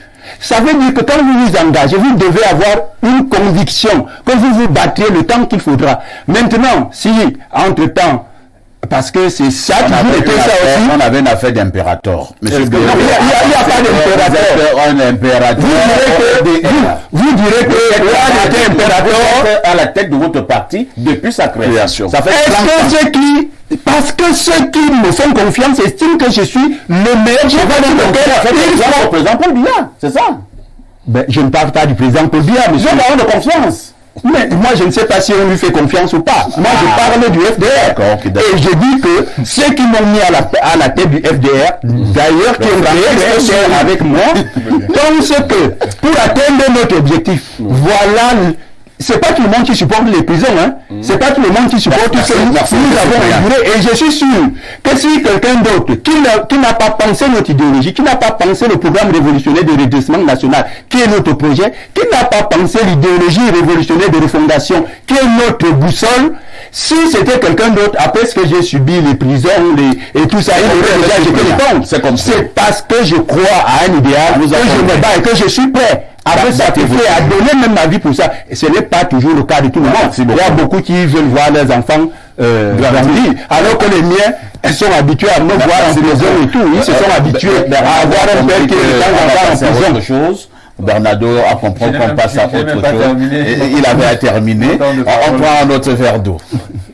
Et nous voilà pour l'instant consacrés à la dénonciation sur ce plateau. La dénonciation reste une exclusivité de Bernardo. Parfait. Ici, aujourd'hui, je dénonce une fois de plus une situation qui m'a été rapportée conjointement par deux personnes d'un certain âge. Je dénonce le traitement qui est accordé ou qui est affecté aux personnes de troisième âge. Deux personnes d'un certain âge m'ont abordé, les deux avec 80 ans et plus, et elles se plaignaient du rejet systématique qu'elles subissent de la part de leurs enfants et petits-enfants du fait de leur vieillesse. On leur traite de tous les noms d'oiseaux. Ah, tu déranges, ah, tu bavardes, ah, va te coucher et tout. Tu es sorcier. Et ces personnes me disaient, à un moment, nous étions aussi comme nos enfants et nos petits-enfants. Et nous prenions soin d'eux et d'elles. Aujourd'hui, nous sommes vieux, parce que c'est un couple qui m'a approché, dont un mari et son épouse, qui sont déjà très vieux, et qui estiment que leurs enfants les marginalisent tout le temps. Et que vraiment pour eux c'est dérangeant, que eux ils aimeraient vraiment comprendre qu'est-ce qui se passe dans la société moderne, dite moderne, pour que de tels comportements soient aussi réguliers, parce qu'à leur époque ce n'était pas comme cela. Donc c'est un conflit de génération qu'il faudrait aujourd'hui que les démineurs mettent sur la table. Vous dénoncez le mauvais traitement qui est parfois infligé aux personnes âgées. Tout à fait. Mauvais traitement venant des plus jeunes. Des plus jeunes. Aux personnes du troisième âge. Tout à fait. C'est-à-dire qu'aux gens comme nous, c'est ça. Non. Vous n'avez pas. Moubarak, votre commentaire et analyse. Merci, monsieur Haïfi. C'est déplorable de voir qu'aujourd'hui, dans notre société, les dynamiques d'occidentalisation ont tendance à gagner court et faire en sorte qu'on copie ce qui n'est pas toujours dans nos essences. Les personnes du troisième âge sont malheureusement considérées un peu chez nous comme des personnes qu'on devait exclure de la société par un certain type de catégories. C'est vrai qu'en Occident, il y a ce qu'ils appellent même là-bas les maisons de retraite. Justement. C'est-à-dire quand vous avez un certain âge, on vous isole dans une maison là-bas. Et je pense que ces logiques-là sont davantage en train de s'opérer ici et qui poussent les jeunes, ou alors disons ceux qui ne sont pas de cet âge-là, à désocialiser les plus âgés. Cela est regrettable, tout le temps, plus qu'aujourd'hui encore, il y a une image, je ne sais pas si c'est un présupposé qui voudrait que lorsqu'on est vieux, on est sorcier. Comme si nous aussi, nous n'arriverons pas à cet âge-là. Je souhaite rappeler aux uns et aux autres que la vieillesse est une grâce. Aujourd'hui, généralement, on meurt à 48 ans, 50 ans. Donc, nous ne savons même pas si nous aurions l'honneur et la chance d'atteindre cet âge-là. Il est donc important d'appeler la jeunesse, d'appeler tout le monde qui est encore dans notre tranche, de se dire que la force que nous avons aujourd'hui, on pourra la perdre, on sera comme nos parents dans peut-être 20 ou 30 ans, et qu'il est important de se mettre à leur place et penser que quand nous étions petits, quand nous étions des bébés, nous n'avions pas de force, ils ont tout fait pour nous, et qu'en retour, à ce moment-là également, ils doivent devenir nos bébés et que nous devions tout faire pour eux. Très bien. Si on ne s'inscrit pas dans une telle logique, vous savez, il y a beaucoup de malédictions qui viennent de là également. Il faut rester africain dans la pensée. Et c'est pour cette raison que tu verras quelqu'un qui a commencé à émerger. Mais parce qu'il n'y a pas le retour, les grâces cessent d'arriver parce que l'ascendance n'est pas contente de lui. Voilà. Merci. Je vais passer la parole au sage Blériot. C'est un sujet qui nécessite vraiment une grande sagesse. C'est même un sujet très profond. Pierre Blériot-Niémec, Bernardo pense que nous traitons mal nos vieux, nous les rejetons de plus en plus dans notre société camerounaise, au point où des vieillards sont venus le rencontrer pour se plaindre. Ils ont des enfants, des petits-enfants qui ne veulent plus beaucoup les sentir. Entre-temps, je pose une question. Si celui qui est devenu vieux aujourd'hui avait bien entretenu ses enfants, est-ce qu'il aurait eu le même traitement? Ou alors, ça dépend? Non, chaque famille a ses réalités et tous les vieux ne vivent pas le même type de traitement. Il y a des bons vieux, il y a des mauvais vieux. Il ne faut pas faire comme si dès qu'on est vieux, on était aussi bon. Non, c'est pas... Il y a des vieux qui n'ont rien foutu. Ils apparaissent à un moment donné. Mais parlons d'abord des bons vieux. Allons-y. Monsieur Moubarak vous a dit que ces vieux deviennent nos enfants. Sauf que quand vous avez un enfant qui est grand de taille, qui a les dents et qui parle, il est différent du bébé. Vous voyez? En fait, ils deviennent nos enfants. Sauf que la connexité sociale pose problème. Quelques-uns d'entre ces vieux-là veulent rester non pas comme à peu près nos enfants, parce qu'ils ne sont pas tout à fait nos enfants, mais veulent être les chefs de famille. Cela ne marche pas comme ça. C'est-à-dire que ce n'est pas parce que vous avez pris vos vieux parents chez vous que c'est eux qui vont imposer une éducation à vos enfants. Non. C'est vous qui éduquez vos enfants. Et pour avoir gardé les vieux, je sais que des fois on est obligé de lever un peu la voix sur les vieux. Parce que oui, c'est vrai. Quelques-uns sont, ou la plupart, ennuyeux à tel point que peut-être vous entendez seulement les vieux. Moi qui aimais beaucoup ma grand-mère, je vais vous dire, il arrivait que ma grand-mère me dise, Niémec, tu crois que moi je ne bois pas le jus? Vous buvez les jus, moi je ne bois pas le jus. Je dis non, allez lui acheter un jus. Et je dis, bon, tous les soirs, donnez-lui un jus. Un soir, j'arrive, elle me dit, Niémec, je crois qu'on a décidé de me tuer dans cette maison. Je dis quoi? Elle dit, voici les jus, elle ne fait que me donner les jus. Ça c'est pour... Vous comprenez? Parfois, les vieux deviennent insupportables. Il faut beaucoup de tact et expliquer. Et quelques-uns donc, parce que nous n'avons pas toujours la possibilité d'avoir de grandes maisons ici et autres, quelques-uns peuvent mettre même vos étrangers mal à l'aise. Vous imaginez, vous devez avoir un certain niveau de vie pour bien garder un vieux. Au niveau de son hygiène, beaucoup de choses. Et quand vous dites à un vieux, par exemple, tu dois porter désormais les couches, parce que tu fais tes selles sans te contrôler, tu fais l'urine sans te... Il dit non, moi je ne peux plus jamais. Non, tu vas les porter. Non, tu vas les porter parce que si je ne te les fais pas porter, tu mets toute la maison mal à l'aise. Vous comprenez qu'il y a un travail à faire à la fois chez les vieux et ceux qui doivent les entretenir. C'est pour cela que dans les sociétés occidentales, on a, et ce n'était pas la solution, parce que les éloigner de nous, c'est les pousser à la mort plus rapidement. Oui, il faut les garder avec nous, mais il faut prendre de l'autorité sur eux. Ils ne sont plus les dirigeants. On peut les consulter de temps à autre. Ce n'est pas eux qui doivent diriger. Ça, c'est dans la pratique. Maintenant, pour les mauvais vieux, les mauvais vieux qui viennent détruire vos enfants, dès que vous avez la preuve que c'est un mauvais vieux, imaginez, je vais un jour accompagner ma grand-mère prendre sa pension, et on trouve une vieille femme de près de 90 ans qui était venue seule chercher sa pension. Est-ce que c'est normal? Il y a même de la peine à marcher. Qui a de la peine à marcher, qui demande à quelqu'un d'aller la mettre dans un tas. Elle n'a pas eu... Non, ça veut dire qu'elle cache même son argent aux petits-fils et autres. Elle est dangereuse. Donc, pour les mauvais vieux, il faut aller les laisser au village. Pour qu'ils fassent la sorcellerie au village. Il faut les laisser au village. Vraiment. Parce que les sorciers ne meurent même pas vite. D'accord. Voilà. Oui, mon baron va absolument réagir en quelques secondes. Ok, il ne faut pas seulement voir les choses sous cet angle-là. Si la grand-mère vient prendre ta pension seule... Après 90 ans. Oui, si elle est venue seule, ça veut dire qu'à la maison, lorsqu'on sait qu'elle a l'argent, on l'empêche d'en faire l'usage qu'elle veut. Tout le monde elle fait encore quoi avec de l'argent à cet âge? Pourquoi son argent vous intéresse vous? Non, je dis donc que travailleur. Non, est-ce que tu vois, lorsqu'on a bien éduqué sa famille, elle n'a personne à qui puisse avoir confiance. De la même manière, qu'on nous a supportés lorsque nous sommes des bébés. C'est-à-dire qu'on a fait passer des gens, ils n'ont pas dormi pendant toute la nuit et pendant plus d'un an. On devrait aussi supporter les vieux. Aussi supporter Non, si on les prend comme les bébés, on va leur écouter de temps en temps. C'est pas une situation qui vont partir de toutes les façons. Non. Il faut qu'on ait juste la patience de supporter nos parents. Ok, on va passer la parole à Aimé Cyprien Olinga. Aimé Cyprien Olinga, Oui. dans nos cultures africaines, je ne sais pas comment ça se passe ailleurs, dès qu'on devient vieux, on est habituellement taxé de sorcier. C'est une mauvaise attitude ou alors quelque part aussi, elle tient la route. Je voudrais m'appuyer sur les propos du sage Niemek pour dire effectivement qu'il y a des bons vieux et des mauvais vieux. Ça, c'est la palissade. Et il faut donc savoir faire le distinguo entre ces deux catégories de personnes.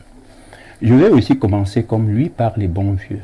Je pense que les bons vieux ne souffrent pas trop dans leur vieillesse. Parce qu'ils ont éduqué de manière... ils ont donné une très bonne éducation à leurs enfants.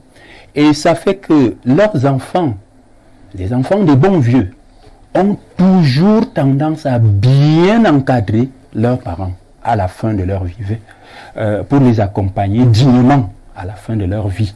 Ça, c'est à part quelques exceptions. Je pense aussi qu'il y a des très mauvais vieux, effectivement, qui sont extrêmement sorciers, méchants et... J'allais dire destructeurs. Ils mangent, effectivement, il y en a. J'ai vu vent dans mon village un cas comme ça où vous avez un vieux papa qui est venu parce que sa belle-fille avait accouché, un nouveau-né. Et il est venu dans la maison et curieusement, dans les 24 heures qui ont suivi son arrivée, le bébé a commencé à chauffer. On a amené le bébé à l'hôpital très souvent et puis là-bas, même les médecins étaient surpris de se demander qu'est-ce que le bébé avait effectivement. On ne voyait rien. Et puis on a le papa, un cousin, il a rapidement récupéré son enfant pour l'amener chez des praticiens qui lui ont dit on a lancé les voux à ton enfant et c'est calé au niveau de la poitrine. Donc je vais donner le remède pour que ça descende et puis on va le soigner. Voilà comment. Alors, vous avez des vieux comme ça, il y a un autre là. Et si on n'amenait pas cet enfant sur le praticien, il mourrait. Il mourrait, naturellement. Et je crois que c'est ce type de mauvais vieux, de vieux sorciers méchants, que quelquefois aussi nous avons même à la tête de notre pays, de nos institutions, parce que c'est des institutions, c'est des gens qui ne réfléchissent pas de manière justement à rendre la vie sereine, à donner de meilleures perspectives à leurs descendants, c'est-à-dire à leurs enfants, leurs petits-enfants. Ils sont en train de tout détruire et il y en a qui veulent des voitures de 120 millions, qui veulent des résidences de 2 milliards pendant que tout le monde est en train de mourir de famine et qu'il y a même des gens qui n'arrivent pas à avoir le bout du même sujet, M. Olinga. Bernardo Basson, nous qui abandonnons nos vieux, nous devons quand même avoir le cœur, parce que quand nous étions également enfants, ces vieux se sont occupés de nous. Et nous ne sommes pas sûrs que nous-mêmes nous étions des bons enfants, mais ils nous ont supportés quand même. Oui, mais la raison n'est pas la seule composante de l'esprit humain. Monsieur Niemek et Monsieur Olinga ont parlé de l'éducation en estimant que lorsqu'on est bien éduqué, naturellement, on devrait mieux prendre soin des vieilles personnes. Je ne suis pas totalement d'accord avec. Monsieur Niemek est philosophe et il sait quelle place occupe l'éducation qui est centrée sur la raison dans le psychisme humain. Et il sait très bien que toute l'éducation qu'on peut recevoir peut être facilement diluée dans l'émotion. Cela signifie que, naturellement, les êtres humains écoutent et reçoivent fortement des choses de ce qu'ils aiment. Vous pouvez être éduqué par votre parent. Vous rencontrez une femme ou un homme que vous aimez dans la vie. Et cet amour vous plonge dans l'acide parce que autrui a une influence tellement grande sur vous que cela chamboule totalement ou presque l'éducation que vous avez reçue. Monsieur, vous le savez pertinemment. À tel point qu'aujourd'hui, on ne peut pas considérer que ce sont forcément les enfants qui ont été bien éduqués, qui vont bien prendre soin de leurs parents ou inversement. Ce n'est pas une situation qui me semble être linéaire. Ce n'est pas une équation mathématique. Sauf que, plus loin, la nature a réglé les choses. Et les proverbes le disent. Comme on fait son lit, On s'y couche. c'est comme ça qu'on se couche. Donc si sur la route de la vie, le chemin que vous empruntez est au moins aussi important que le but que vous poursuivez. Si votre but est d'être heureux, vous devez également sur le chemin vous rassurer de ce que chaque jour vous plantez des germes de ce qui vous rendra heureux plus tard. Mais si vous ne le faites pas, soyez sûr que au soir de votre vie, vous ne pourrez pas être heureux. Donc je souscris à leur point de vue, à savoir qu'aujourd'hui, beaucoup de parents qui deviennent grands-parents ont oublié durant leur parcours que un jour je n'aurai plus la force. Ils ont basé leur pouvoir, ils ont basé leur système de vie sur la violence parfois, sur la force négative et sur toute forme de menace. Ils ont oublié que la force finit par se liquéfier. Et au moment où on devient plus faible, on devient dépendant. Les hommes sont systématiquement interdépendants les uns des autres. Donc ceux qui pensent qu'ils auront toujours la force pour dominer les autres oublient qu'à un moment donné, ils n'auront cette force-là. Donc par contre, ici, moi je voudrais dire ceci. Ces grands-parents ne m'ont pas expliqué profondément quels étaient leurs rapports avec... Je voulais poser cette question parce que ces grands-parents qui sont venus vous voir, Bernardo, pour se plaindre qu'on les rejette, ainsi de suite, est-ce que eux-mêmes sont sûrs et certains qu'ils vivent de manière normale avec leurs enfants, avec leurs petits-enfants? Est-ce que eux-mêmes ne posent pas des actes extrêmement compliqués au point où ces enfants ou ces petits-enfants commencent à les fuir? C'est pourquoi je disais, parce qu'ils ne m'ont pas expliqué les rapports réels avec leurs enfants il y a 30 ou 40 ans, j'ai évité de prendre position. Et dans les récits des gens, généralement, dans ce genre de cas, comme dans beaucoup d'autres cas, les gens peignent toujours l'histoire de manière à se présenter pour les victimes. Tout à fait. Alors que des fois, il y a des choses qui sont subtiles, qui sont cachées. Personnellement, c'est pas lié à mon éducation, c'est peut-être lié à d'autres choses. Mais je ne pense pas que un papa qui a été bon, une maman qui a été bonne, et il y en a, bien sûr, va au soir de sa vie être rejeté par les enfants qui ont reçu l'affection et l'amour. C'est un peu difficile. Regarde sa grand-mère jusqu'à 101 avant qu'elle décède. Je ne dis pas qu'elle a été parfaite. Mais elle a été une bonne personne. Oui, sur la balance, quand même, on pose le bien. Il y a d'autres parents que je ne garderai pas. Voilà. Donc, pareil pour moi. Hein. Il y a des grands-parents que je ne veux même pas voir parce qu'ils sont sorciers, parce qu'ils sont vampires. Un parent qui divise ses enfants, qui les oppose, qui les compare, qui fait le commérage, qui les monte les uns contre. Il y a des parents qui sont quand tu viens, d'ailleurs, même quand tu es jeune, je ne te garde pas. Merci beaucoup. Hein. On va lire les messages tout en donnant un carton rouge au papa vampire et aux mamans vampires. Sorcier.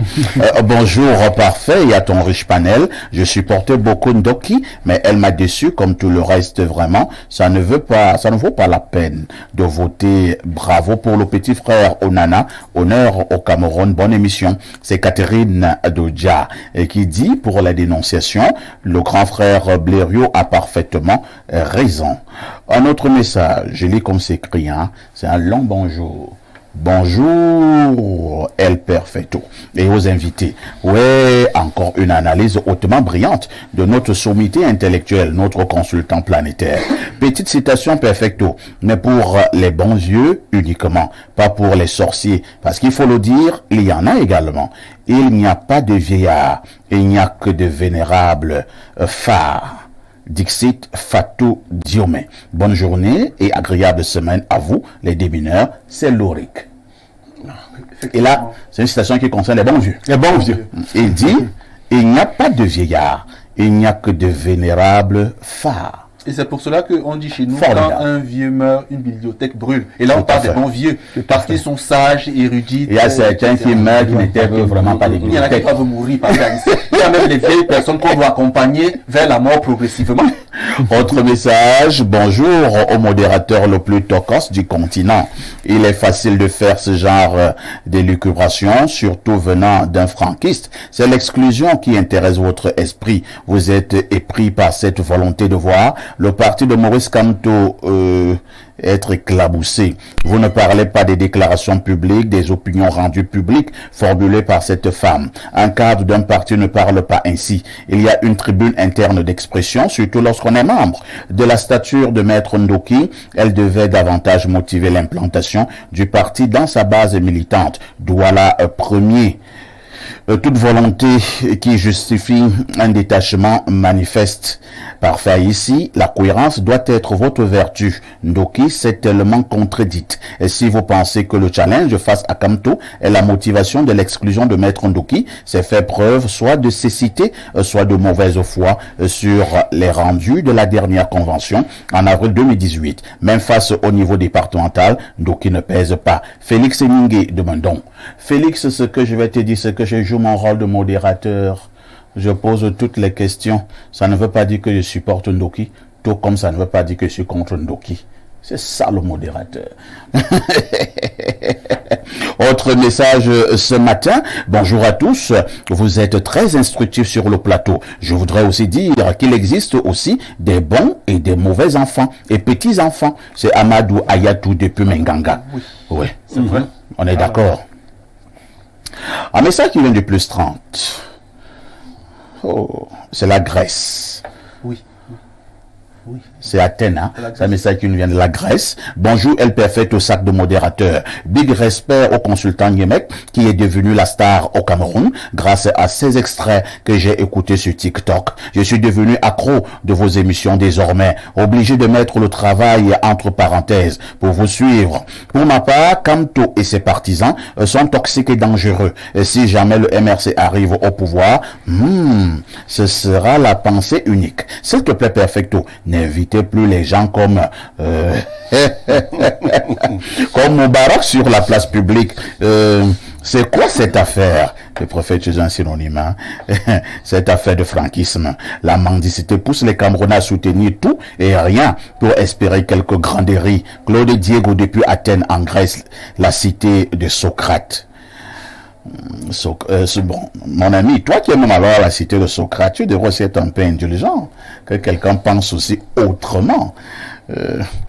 Moubarak, restez tranquille. Hein.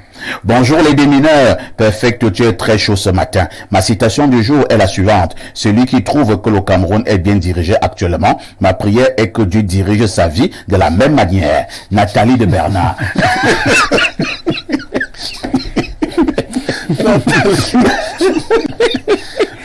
Incroyable. Espace mini. C'est lui qui disait l'autre jour, c'est pas à qui. C'était un gens franquiste.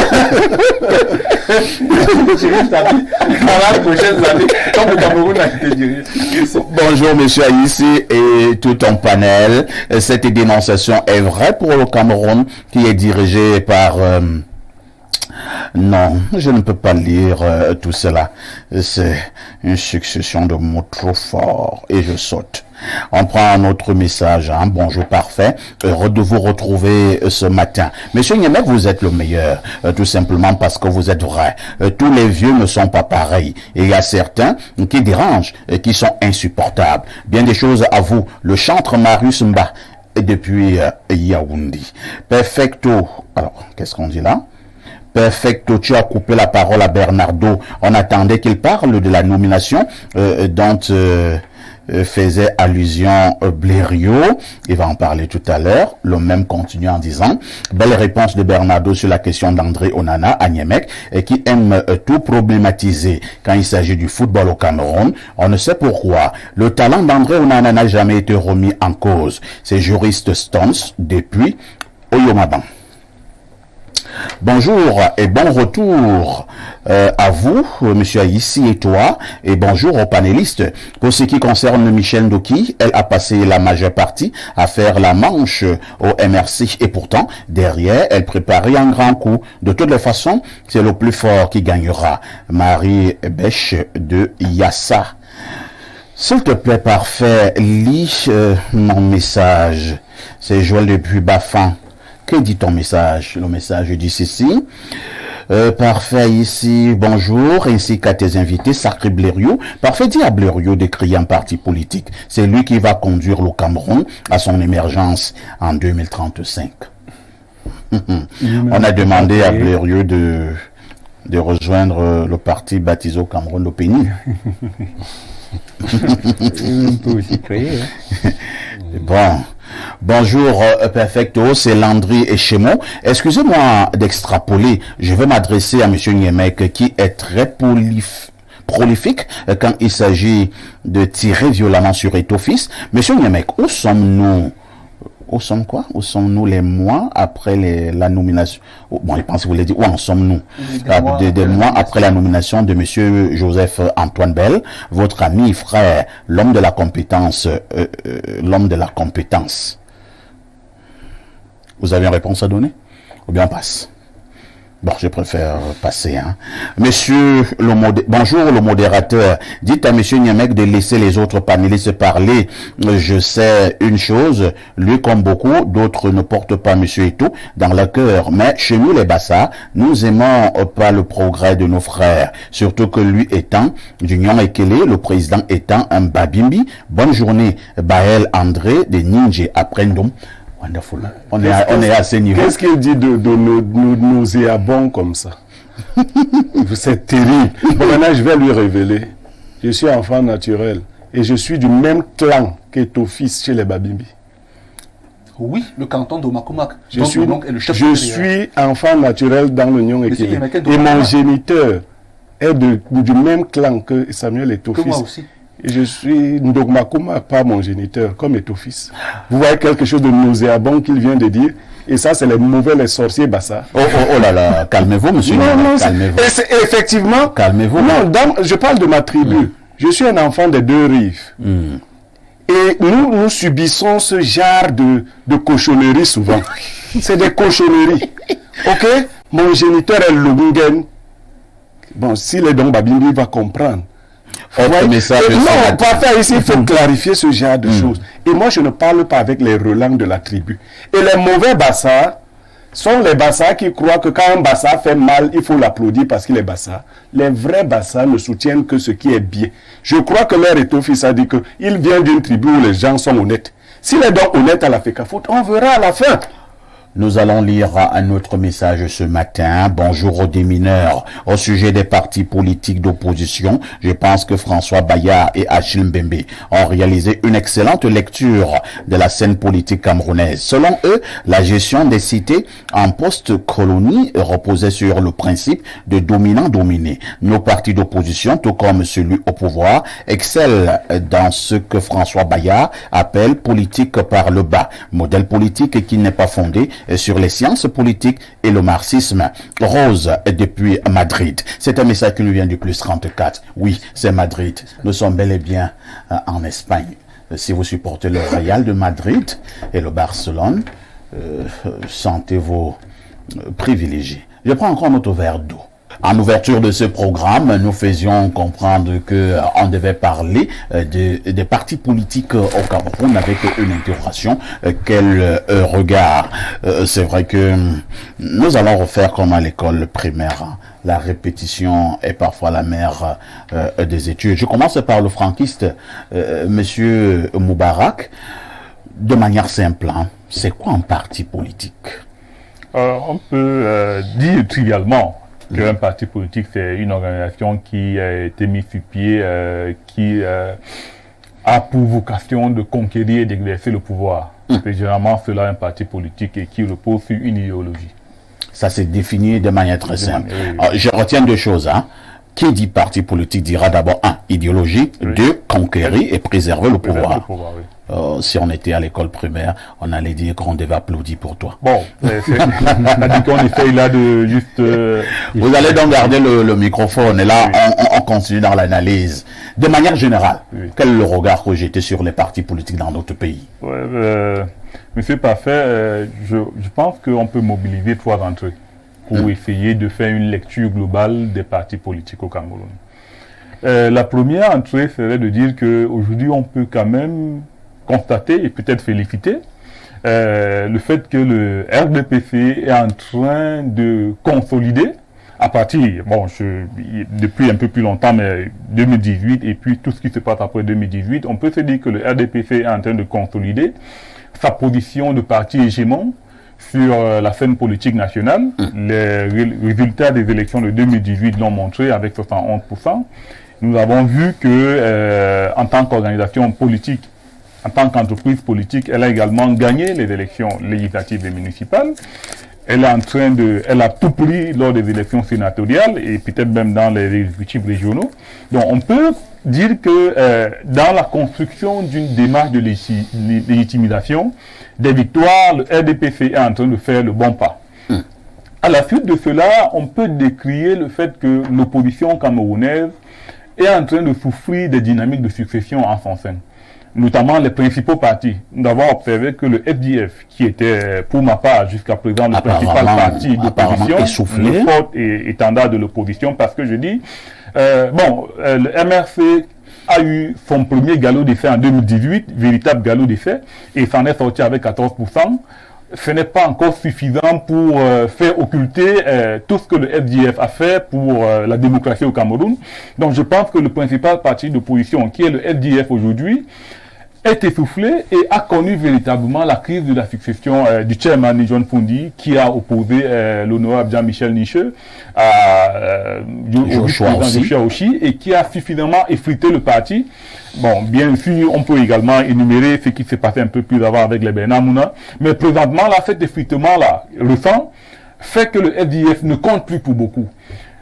On peut également observer qu'au MRC, malheureusement, je pense que le président avait pris une mauvaise décision en décidant de ne pas aller aux élections législatives et municipales.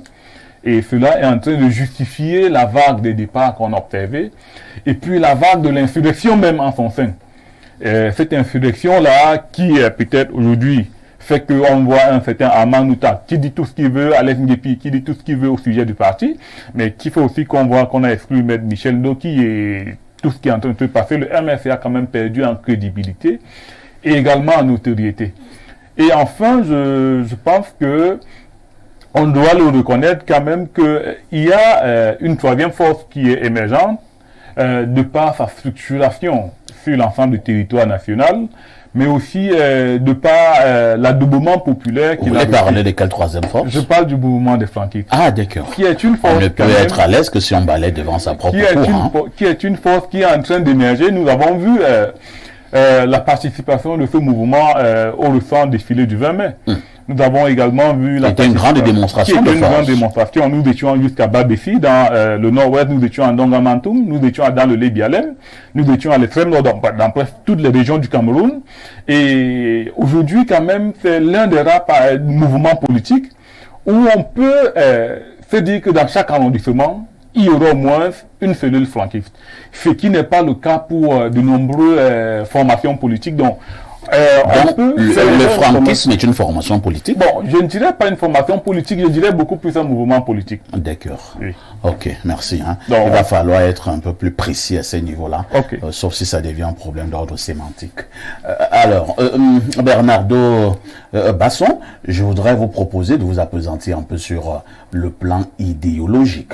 On a défini le parti politique tout à l'heure en nous appesantissant sur l'idéologie et la conquête du pouvoir et par la suite préserver ce pouvoir. Lorsque vous étudiez les partis politiques au Cameroun, avez-vous nettement une impression qu'il y a vraiment un ordre idéologique fort? Oui. Fort, oui. Mais est-ce qu'il est cohérent, objectif et positif? Non.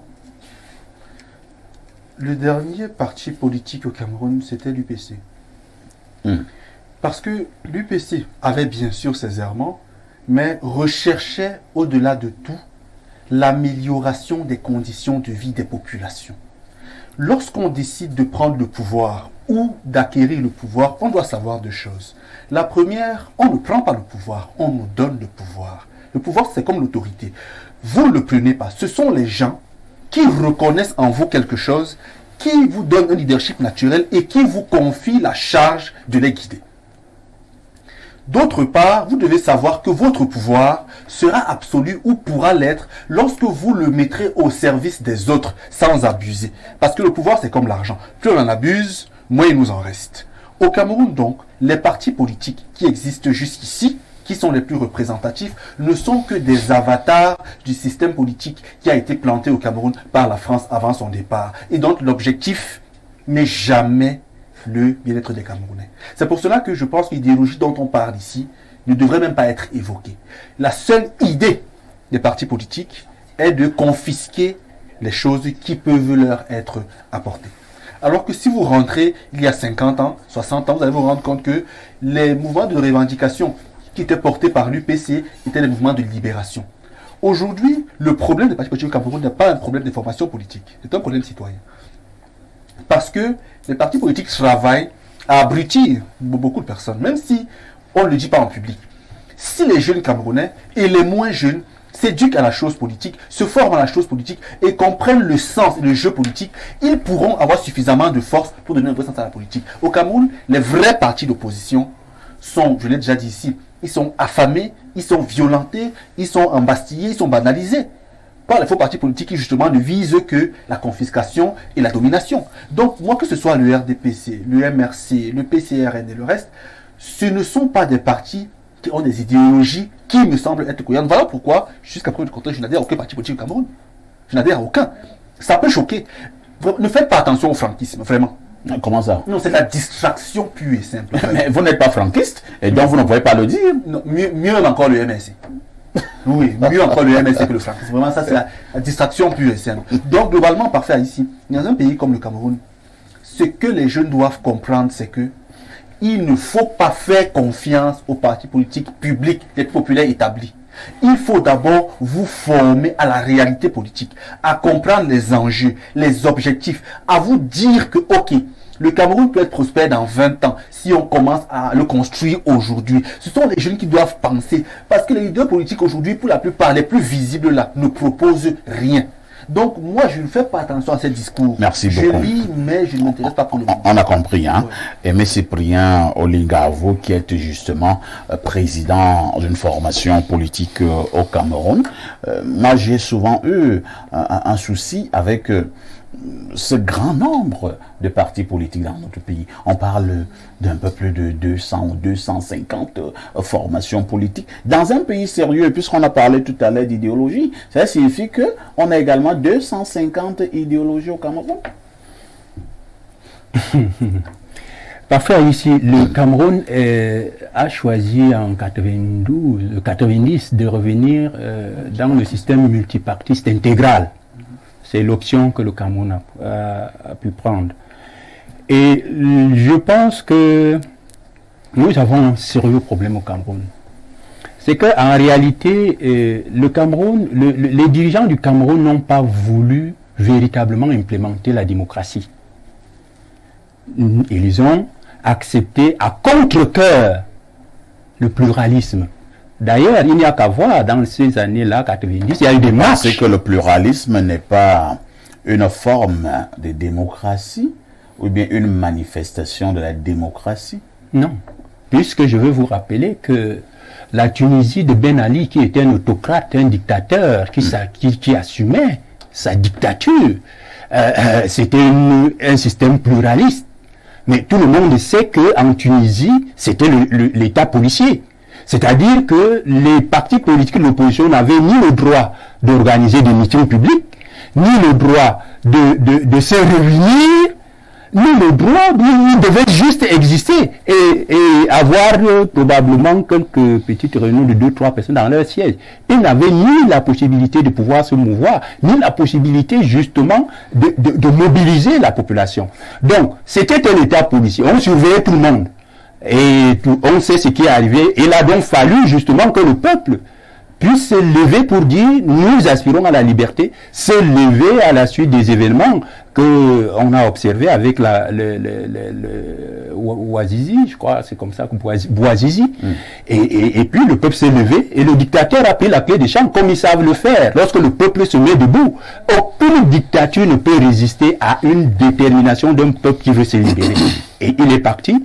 Et c'est vrai qu'aujourd'hui, ça n'a pas trop changé, mais on voit quand même qu'il y a eu des frémissements. Le régime qui nous gouvernait depuis un peu plus de 60 ans n'a jamais été un régime qui a accepté la démocratie. À la bolle, tous les chefs d'État francophones qui ont essayé d'aller contre le vent ont été balayés. Et les nôtres étant, ceux qui sont restés jusqu'à présent ont été sages. C'est-à-dire, on fait semblant d'accepter, oui, parce que Mitterrand disait, ceux qui vont faire un pas vers plus d'ouverture recevront l'aide de la France. Les rusés On dit, bon voilà, on va faire semblant. Et on a ouvert dans les vents, on dit créer les partis, mais maintenant, on empêche à ces partis-là, non seulement de se mouvoir, il n'y a qu'à regarder ce qui se passe ici, le nombre d'interdictions, de manifestations et de meetings que moi j'ai déjà eu, vous ne pouvez pas imaginer. Nous en avons une pléiade, une documentation à cet effet. Nous disons simplement qu'il y a un pluralisme qui n'est pas signe de démocratie et qui a été voulu parce que le régime qui nous gouverne a voulu qu'il en soit ainsi. Deuxième chose, nous avons une situation très très très grave où on a l'impression, comme je le disais d'entrée de jeu, que dans les années 90, on n'était plus regardant dans le sérieux des partis qui se créaient. On regardait l'idéologie. Et je vous dis, nous au FDR, et quelqu'un le disait tout à l'heure, nous nous sommes rendus compte, très jeunes que nous étions, étant déjà patriotes et nationalistes, de mon très bas âge, j'ai très bien compris que ce qui était, comme disait Bernard Bassan, sur le bon chemin, qui pouvait nous amener vers un meilleur être, c'était l'UPC. Parce que l'UPC avait une idéologie, l'UPC avait une vision. C'est pour ça que nous avons bâti le Front démocratique révolutionnaire sur la base d'une idéologie et d'un projet. Et nous avons dit, en ce temps-là, je peux vous dire que la majorité des jeunes que nous étions en 93, c'était très proche de l'idéologie de l'UPC. Nous avons dit que... Et pourquoi on n'avait donc pas intégré l'UPC? Non. Nous ne pouvions pas... être pro ne veut pas dire qu'on est d'accord, puisque les programmes sont différents, mais il y a des points de convergence. Et nous nous sommes dit également que lorsque l'UPC a commencé, il a initié un chemin. Il n'est pas arrivé au terme du processus, parce que l'animé par un certain nombre de forces que tout le monde sait, qui l'ont empêché d'accéder au pouvoir pour donner ce mieux-être. Et on a donné, entre parenthèses, l'indépendance à ceux qui combattaient l'UPC, qui combattaient même l'indépendance. Ça veut dire qu'on a perverti l'histoire de notre pays dans sa dynamique de formation d'un État moderne. Et par conséquent, on a donc estimé que l'UPC a commencé, mais il faut mettre en place un parti justement fort idéologiquement, avec une vision forte comme l'UPC en son temps, qui va parachever le travail que l'UPC n'a pas été capable de faire, parce qu'il n'y a qu'à regarder aujourd'hui le désordre, le capharnaüm qui réside. Ça ne peut pas amener le pays à quelque chose. Je vais chuter en une seconde. En une seconde. Toute une Bible. Non, je voudrais chuter en disant que on a également à la tête une formation politique. Quelqu'un disait tout à l'heure qu'il est implanté et gagne les élections. Tout le monde sait quand même que dans ce pays, ce qui passe mal, c'est le système électoral, et que l'ensemble des partis politiques de l'opposition que nous sommes, nous exigeons la révision consensuelle de ce système électoral. Parce que si ce système était minimalement équitable et transparent, je vous assure que ce parti-là n'aurait même pas 20% à certaines élections. Et il a donc entrepris une stratégie qui consiste à émietter les forces de l'opposition. Parce que justement, et c'est pour ça que je disais, je ne comprends pas très rapidement, très bien, la rapidité qu'il y a pour quelqu'un qui disait qu'il était convaincu d'une idéologie d'un parti pour lequel il se battait, qu'à peine 2-3 jours qu'on l'explique tout de suite. Alors, et d'autres l'ont fait avant lui. On va parler d'un docu. D'autres l'ont fait avant lui, et ils ont créé très rapidement, les partis ont été légalisés aussi très facilement. On a donc l'impression que la stratégie également du côté du camp d'en face est de faire en sorte que lorsque il y a des petites contradictions à l'intérieur du parti, on alimente, on met le feu pour que les gens sortent, et dès que vous sortez, on vous délivre très rapidement une affaire là pour dire ça va émietter Je souhaite savoir, parce que il me dit que lorsqu'on est partisan d'une idéologie, on doit y rester. Il a rappelé tout à l'heure qu'en 90, au moment où il crée son parti politique, l'UPC était le parti qui avait la bonne idéologie. Oui. Mais la question que je lui pose donc, c'est s'il pense effectivement à ce moment-là, aussi jeune qu'il était, que l'UPC était le parti qui avait la bonne idéologie, pourquoi s'est-il inscrit dans cette dynamique d'émiettement de l'espace politique au lieu plutôt de tout simplement rejoindre la maison où il dit une chose de son contraire. C'est pas vrai, c'est qu'il dit. Ce franquiste est en train de vouloir perturber. Non. Je n'ai pas dit que l'UPC avait la... J'ai dit qu'il y avait un certain nombre de points de convergence. Parce que nous avons... Moi, je vais vous dire, non, monsieur, suivez-moi, monsieur le franquiste. Monsieur le franquiste, suivez ce que je dis. Ne me prêtez pas pas des mots ou des intentions. J'explique. Non, j'explique. Il est en train de vouloir dénaturer ce que je dis. Et je ne lui permettrai pas cela. J'ai dit que l'UPC. J'ai dit que l'UPC. J'ai dit qu'il y avait point de convergence. Et nous avons donc fondé un parti basé sur l'idéologie. C'est de l'UPC. Mais qui prend encore certains aspects de l'idéologie UPCiste. Je n'ai pas dit que le mal éprouvé cette idéologie. Non, monsieur. Il faut contribuer à l'émiettement. Merci. Je vais passer la parole à Pierre Blériot. Je vous retire la parole à vous deux. Monsieur Pierre Blériot, je vous amène sur un autre terrain, le terrain du tribalisme au sein de nos formations politiques au Cameroun. N'avez-vous pas l'impression que cet aspect tribal de la chose a contribué également à tuer la politique au Cameroun? Parfait, ici, demandez à ceux qui sont sur le plateau comment on dit homosexualité dans les langues africaines. Il n'y a pas ce mot. Bon, maintenant demandez-leur également comment on dit politique. Politique, il y a ce mot. Il n'y a pas ce mot. Il y en a chez moi. On dit ça comment? Voilà.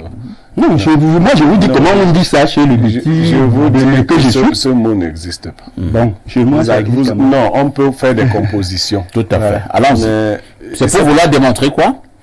Mais que comme l'homosexualité est l'affaire du diable, la politique aussi est l'affaire du diable. Non, vous ne pouvez pas dire ça. Oh là là. Et je vais vous le démontrer de manière africaine. Chez nous en Afrique, quand on dit que les gens font la politique à Haïti, c'est pas une bonne chose. Ce n'est jamais une bonne chose quand tu fais la politique. La politique est une mauvaise chose. Et les Blancs eux-mêmes le disent. Julien Freud dit la politique n'est pas l'univers des 12 sentiments. Il faut avoir un cœur rugueux, desséché pour être politicien. Il faut être méchant. Pour être mauvais politicien pour être aussi. politicien seulement. Non, il y a aussi de mauvais politiciens. Donc il faut être méchant. Non, ce sont eux qui sont méchants, comme les mauvais vieux tout à l'heure, qui sont des sorciers à Blériot. Donc il y a aussi des bons. Ce que M. Olinga fait depuis 30 ans, ce n'est pas la politique. Il éduque certainement les masses. On peut arriver au pouvoir. Nous, on n'avait pas prévu en Afrique de faire la politique que les Blancs nous ont apportée. C'est-à-dire ces formes de compétition. Vous parlez du tribalisme, non? Tout à fait. En 1955, Ruben Oumiobe écrivait à son frère André Marimbida. Parce qu'André Marimbida disait que Oumiobe ignore l'existence des tribus. Il était manipulé, André Marimbida. Et Oumiobe lui disait, nous ne sommes pas des détribalisateurs. Mais nous refusons que les gens se servent de la réalité culturelle de nos pays comme moyen de lutte politique. C'est ce que les politiciens font aujourd'hui. Et ça m'amuse souvent, parce que le niveau de conscience étant très bas, on va utiliser la tribu dans un sens quand ça leur plaît et dans l'autre. Je vais rapidement parler de quelques organisations mafieuses que vous appelez partis politiques, en commençant par la plus grande, le RDPC. Le RDPC... Ça, ce sont vos mots, hein, oui, j'ai dit les organisations mafieuses que vous appelez partis politiques. En commençant donc par le RDPC. Le RDPC est officiellement né en 85. Oui. À Bamenda. Tout à fait. Mais vous verrez bien que le bastion du RDPC, ce n'est pas à Bamenda. C'est Frundi qui est venu faire un bastion à Bamenda avec le SDF. À la vérité, les élections de 90-92 ont montré au RDPC qu'il n'y avait pas de parti véritablement implanté au Cameroun. Elles ont été équilibrées, les premières élections. Après, le RDPC a mis une machine pour fabriquer les hommes politiques et les dispatcher à travers le pays. Le franquiste vient de vous dire qu'ils ont un mouvement. Est-ce que vous pensez normal que quelqu'un soit chef de l'État et son fils ait aussi un autre mouvement politique? Je n'ai pas dit que les Franquistes qui avaient un mouvement politique. C'est le nom de son. Vous n'avez pas dit que c'est le mianisme. Vous avez dit l'autre jour ici que. Vous n'avez pas dit que c'est. Est-ce qu'il y a d'abord un problème à ce niveau? Il ne faut pas passer la personne de vous savez, des franquistes. Il faut distinguer ces deux. Votre papa, chef d'État, peut avoir un parti politique. Est-ce qu'il a interdit à son fils d'en avoir? Vous avez un exemple pareil dans le monde? Parce qu'il n'y a pas d'exemple, ça ne doit pas exister. Est-ce que vous avez un exemple pareil? Tous ceux qui ont voulu créer les choses qui n'existaient pas ont fabriqué des monstres. Voilà donc un monstre qui sort de quelque part. Et il vous dit même pire, que le mouvement franquiste n'est pas relié à Franck Biya. C'est donc relié à qui? C'est relié à qui? Non, je dis Et bien. nous voyons les Fidji, parce qu'il y a plusieurs francs. Oui, Je suis d'accord, il y a plusieurs francs au Cameroun. Mais nous voyons quand même que vous marchez avec les Fidji du fils du chef de l'État, Franck Emmanuel Biya. Et d'autres disent qu'ils sont plutôt fébistes. Non. À la réalité, ce qu'il faut souhaiter, c'est que le niveau de conscience populaire s'élève. Pour qu'on chasse tous ces groupes mafieux. On se rejoint. Et qu'on nous crée une façon d'organiser la vie sociale. La politique aujourd'hui, on veut opposer Niemek et Haïssi qui sont à la base des amis, en nous brandissant souvent nos tribus. Vous avez vu quelqu'un qui a dit quelque chose de nauséabond. Il est même entré à l'intérieur des Bassa pour les séparer en Babimbi et Nyong. Vous voyez des choses comme ça. Effectivement, sur le terrain de la politique, vous allez voir cela. Quand Bassa de Nyong et Kele parle, les Bassa de la Sanak et vice-versa, c'est des petitesses comme ça qu'on veut nous donner. Aujourd'hui, lorsque vous êtes enseignant et que vous n'avez pas vos frais de correction, est-ce qu'on paie les boulots et on refuse de payer les Bamileke? Quand on ne paye pas, on ne paye ni les boulots ni les Bamileke. Pourquoi venir tromper les boulots que non, les Bamileke veulent la mort et vice versa? Quand Bushingo donne le poisson pourri, est-ce qu'il vend ça seulement au boulot et refuse de vendre ça? Non, il n'est pas démontré qu'il donne le poisson Non, pourri. il y a les poissons pourris dans les poissonneries. Non, est-ce que Bon, il est démontré qu'il donne quand le vous poisson partez pourri? là-bas, est-ce qu'on dit que les Bamileke ne prenaient pas, les boulots seuls prenaient? On nous tue ensemble. Quand quelques-uns fabriquent des bières frelatées, des boissons frelatées, On met les urines. On met les urines. Est-ce que quand ils sont par exemple de l'Ouest, est-ce qu'ils disent, ils préviennent d'abord leurs frères de l'Ouest que vous n'achetez pas, ne buvez pas? Il y a donc une série de sorciers qui s'organisent soit en mouvement franquiste, soit en parti politique et autres. Ça, ce sont vos mots. Hein? J'ai dit des sorciers. Et qui veulent nous embarquer dans une affaire obscure. Il faut sortir de ces logiques-là. Les partis, vous voyez, on a légalisé plus de partis politiques que d'églises au Cameroun. Il y a une cinquantaine d'églises légalisées. Il y a déjà près de 300 partis politiques. Pour faire quoi? Chacun vient chercher seulement sa part. L'autre a eu le courage de dire ma part à part. C'est bon, c'est non, vraiment. Blériot, une petite précision par rapport. Ce que vous venez de dire là est très important. Parce qu'il faut que nous éduquions la masse, pour qu'elle soit avisée. Parce qu'un peuple qui est avisé, un peuple qui est politiquement formé ne se laisse plus manipuler n'importe Très comment. bien. Il y a un phénomène. Quand vous voyez le nombre de partis, je vais vous dire, dans le nombre de partis que vous avez évoqué tout à l'heure, est-ce que vous pouvez citer une cinquantaine? Comment? Non, vous ne pouvez pas. Alors, je vais vous dire que l'objectif c'est quoi? C'est que dans les 300, il y a au moins 250 qui sont des fabrications du système. Non, et qui sont dirigées même par moi. Pas 250, 280. Voilà. Qui sont des fabrications du système avec des leaders que vous ne verrez jamais nulle part, mais qui n'assistent aux réunions des leaders. C'est-à-dire, vous avez des gens et parfois des responsables des services secrets de ce pays qui sont des présidents nationaux de partis. C'est-à-dire que quand vous, le véritable, qui aviez pensé le pays, vous voulez vous réunir pour projeter quelque chose de bon, ils sont avec vous. Merci beaucoup. Comme des présidents nationaux. En réalité, c'est pour quoi faire? C'est qu'ils sont infiltrés. Dès que la réunion est finie, dans les 10-15 minutes, ils partent rendre compte et le pouvoir a la possibilité donc de détruire la stratégie que vous avez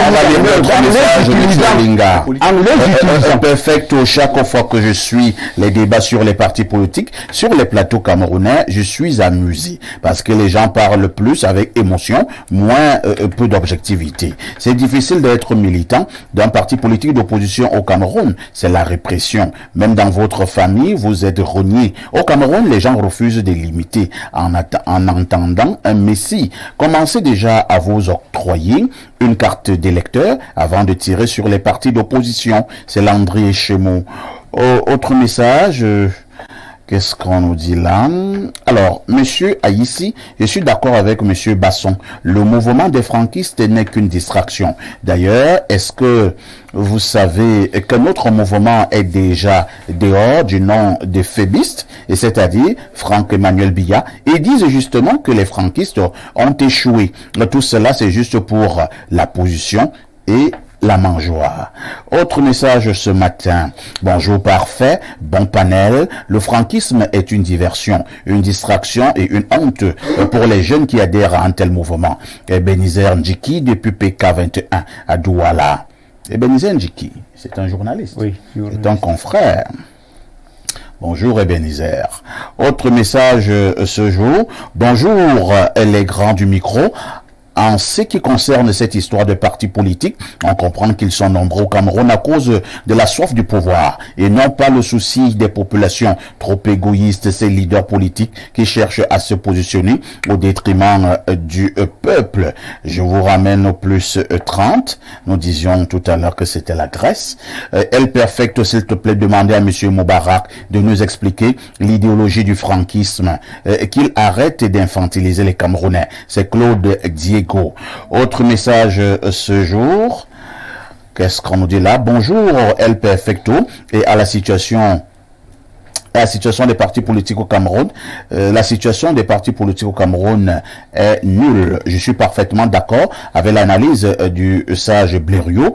La conscience des peuples doit s'élever. Le soi-disant franquiste là, si votre mouvement n'est pas lié à Franc, pourquoi vous marchez avec son effigie? C'est Koyan Jérôme depuis dans Gandéré. J'ai l'impression que vous avez un autre problème avec mon ami franquiste, hein? Je vous amène au 225. C'est la Côte d'Ivoire. Abidjan représenté ce matin. Bonjour les meilleurs, les pros, les doyas, les techniciens du micro et de la vérité au Cameroun. Moi, depuis que mon grand frère Niemek a dit, il faudra 40 ans au Cameroun après Biya pour changer de mentalité et espérer avancer, j'ai compris qu'il a tout dit. La politique, c'est comme le tarot. Quand tu vois de loin, tu insultes. Mais quand tu rentres, tu t'alignes seulement au système. Tant que nous ne passons pas par une guerre, rien n'avancera chez nous. Non, on ne peut pas être d'accord avec la guerre. Très belle émission à vous et prions que les routes cessent de tuer nos frères et pères, sœurs et mères. Aujourd'hui, le franquiste, hein, demain, ce sera benjamiste ou césariste. Ouais, là au Cameroun, je t'aime trop. C'est Léo d'Abidjan qui envoie le message. Je repasse donc la parole à notre ami franquiste qui a été mangé dans toutes les sauces. Alors, être franquiste au Cameroun, c'est pas toujours une bonne affaire. Ça dépend de... Ou alors vous, quelqu'un parlait d'idéologie. Vous croyez en votre idéologie, c'est ça? Ça dépend de l'approche dans laquelle vous vous positionnez. Lorsqu'on a une idéologie, lorsqu'on a un engagement politique, comme M. Olinga le disait tout à l'heure, il faut être prêt à recevoir tous les coups. Et donc je suis pas étranger de ce qui vient d'être dit. Je suis habitué à cela. Et tout ce que je pense dire aux Camerounais, c'est que nous ne sommes pas dans... comment je veux dire ça? Il ne s'agit pas... Nous ne sommes pas la blague. Nous sommes dans une dynamique où nous pensons pouvoir apporter notre... Ce n'est pas la blague. Et voilà pourquoi notre ami Patrick de la RDC Congo dit ceci. Bonjour Big Parfait, s'il vous plaît. Monsieur le franquiste, quelle est votre idéologie politique? Je suis dans le dire que nous sommes là dans une dynamique où nous pensons pouvoir apporter une véritable contribution à la consolidation des premiers acquis de notre indépendance, à la consolidation de la paix et du vivre ensemble, en essayant de proposer aux Camerounais un projet politique qui rassemble tout le monde. Lequel? Qui est au-dessus des ethnicisations. Lequel? Non, mais tu me laisses parler. Non. Qui est au-dessus des ethnicisations, qui est au-dessus des tribalismes et qui essaye de prendre tous les Camerounais dans la globalité à l'effet de continuer à pérenniser ce que nous avions déjà comme acquis. Maintenant, en termes de démembrement du projet, il faudrait qu'il y ait un temps pour qu'on puisse en parler, pour qu'on puisse... Non. Quelques grandes lignes. Pour qu'on puisse parler de ce que nous pensons sur le plan de la santé, sur le plan de l'éducation, sur le plan de l'économie, le travail, les retraites. Il faudrait qu'on ait le temps de parler de cela. On ne peut pas parler de ça en 5 minutes. Merci beaucoup. Nous sommes arrivés presque au terme de ce programme. Chacun aura 30 secondes. Bernardo Basson, parti politique au Cameroun, quel regard? Doit-on garder espoir? Non, il ne faut pas garder espoir. Pour résoudre... Malheureusement, nous avons les partis politiques que nous méritons. La première chose à résoudre, c'est la question spirituelle et religieuse. Je vais dire rapidement. La deuxième, c'est la question éducative. Au Cameroun, la formation politique, le système politique qui est mis en place n'est pas pensé par les Camerounais. Il est pensé par les Français. Ce sont les Français qui sont les chefs de partis politiques au Cameroun depuis 60 ans. Justement. Est-ce que cette attitude de pleurnichard ne nous amène pas dans l'abîme? Toujours en train de pleurer. 60 ans plus tard, on continue à dire que c'est la politique de la France. Parfait, ici, on ne pleure pas, on dénonce Maurice Kamto est français. On dénonce le fait que Libye est français. Ceux qui nous dirigent, parfait, ici, ont malheureusement copié les habitudes d'ailleurs. Est-ce que Bello Bouba est français? Parfait Haïti. Il ne gouverne rien. Est-ce que Jérôme est français? Il ne gouverne pas. Est-ce que Paul Biya est français? Vous avez la réponse. Vous avez la réponse. Votre femme, c'est vous. Aimé Cyprien Olinga, le FDR 2025, c'est demain. Oui. Doit-on garder espoir? Il faut garder espoir et c'est pour cela que nous disons à tout le peuple camerounais que notre objectif majeur est la refondation totale du Cameroun. Nous pensons que nous devons remettre le Cameroun en chantier et jeter les bases d'une véritable république nouvelle, moderne. C'est bien. Et cela passe justement par le FDR et la révolution que nous préconisons. La révolution, c'est tout revoir, tout repenser. Merci pour cette propagande électorale. Puis Pierre Blériot Niamek. Malheureusement, nous n'avons que les partis que nous méritons, apparemment. Bien sûr. Nous n'irons pas prendre les partis du Congo. Non, nous allons encore payer cher notre insouciance et notre inconscience. Si nous ne nous réveillons pas pour changer la donne, nous allons le payer pendant très longtemps. Nos grands-parents ont lâché hier, on a imposé ce qu'ils ne voulaient pas de la liberté pour les Camerounais. Nous sommes encore en train de faire asseoir les fils des pères sur les sièges et nous allons encore souffrir pendant longtemps. Un quatuor vous a accompagné ce matin. Je dis merci à ce quatuor en commençant par Moubarak au suivant. Il s'agit de Pierre Blériot. Merci à Aimé Cyprien, bien des choses à Bernardo. Vous n'allez pas rater le journal de la mi-journée tout à l'heure, c'est-à-dire à 12h. À 12h35, retrouvez les Amazones. Il s'agit des plus belles filles de la Terre. 19h, journal en anglais. 20h, journal en français. À partir de 21h, nous vous proposons un débat essentiellement panafricain. Vous appellerez cela Euro Africa. À partir de 22h30, ce sera la rediffusion de ce programme. Avec tout ceci, que faites-vous encore ailleurs?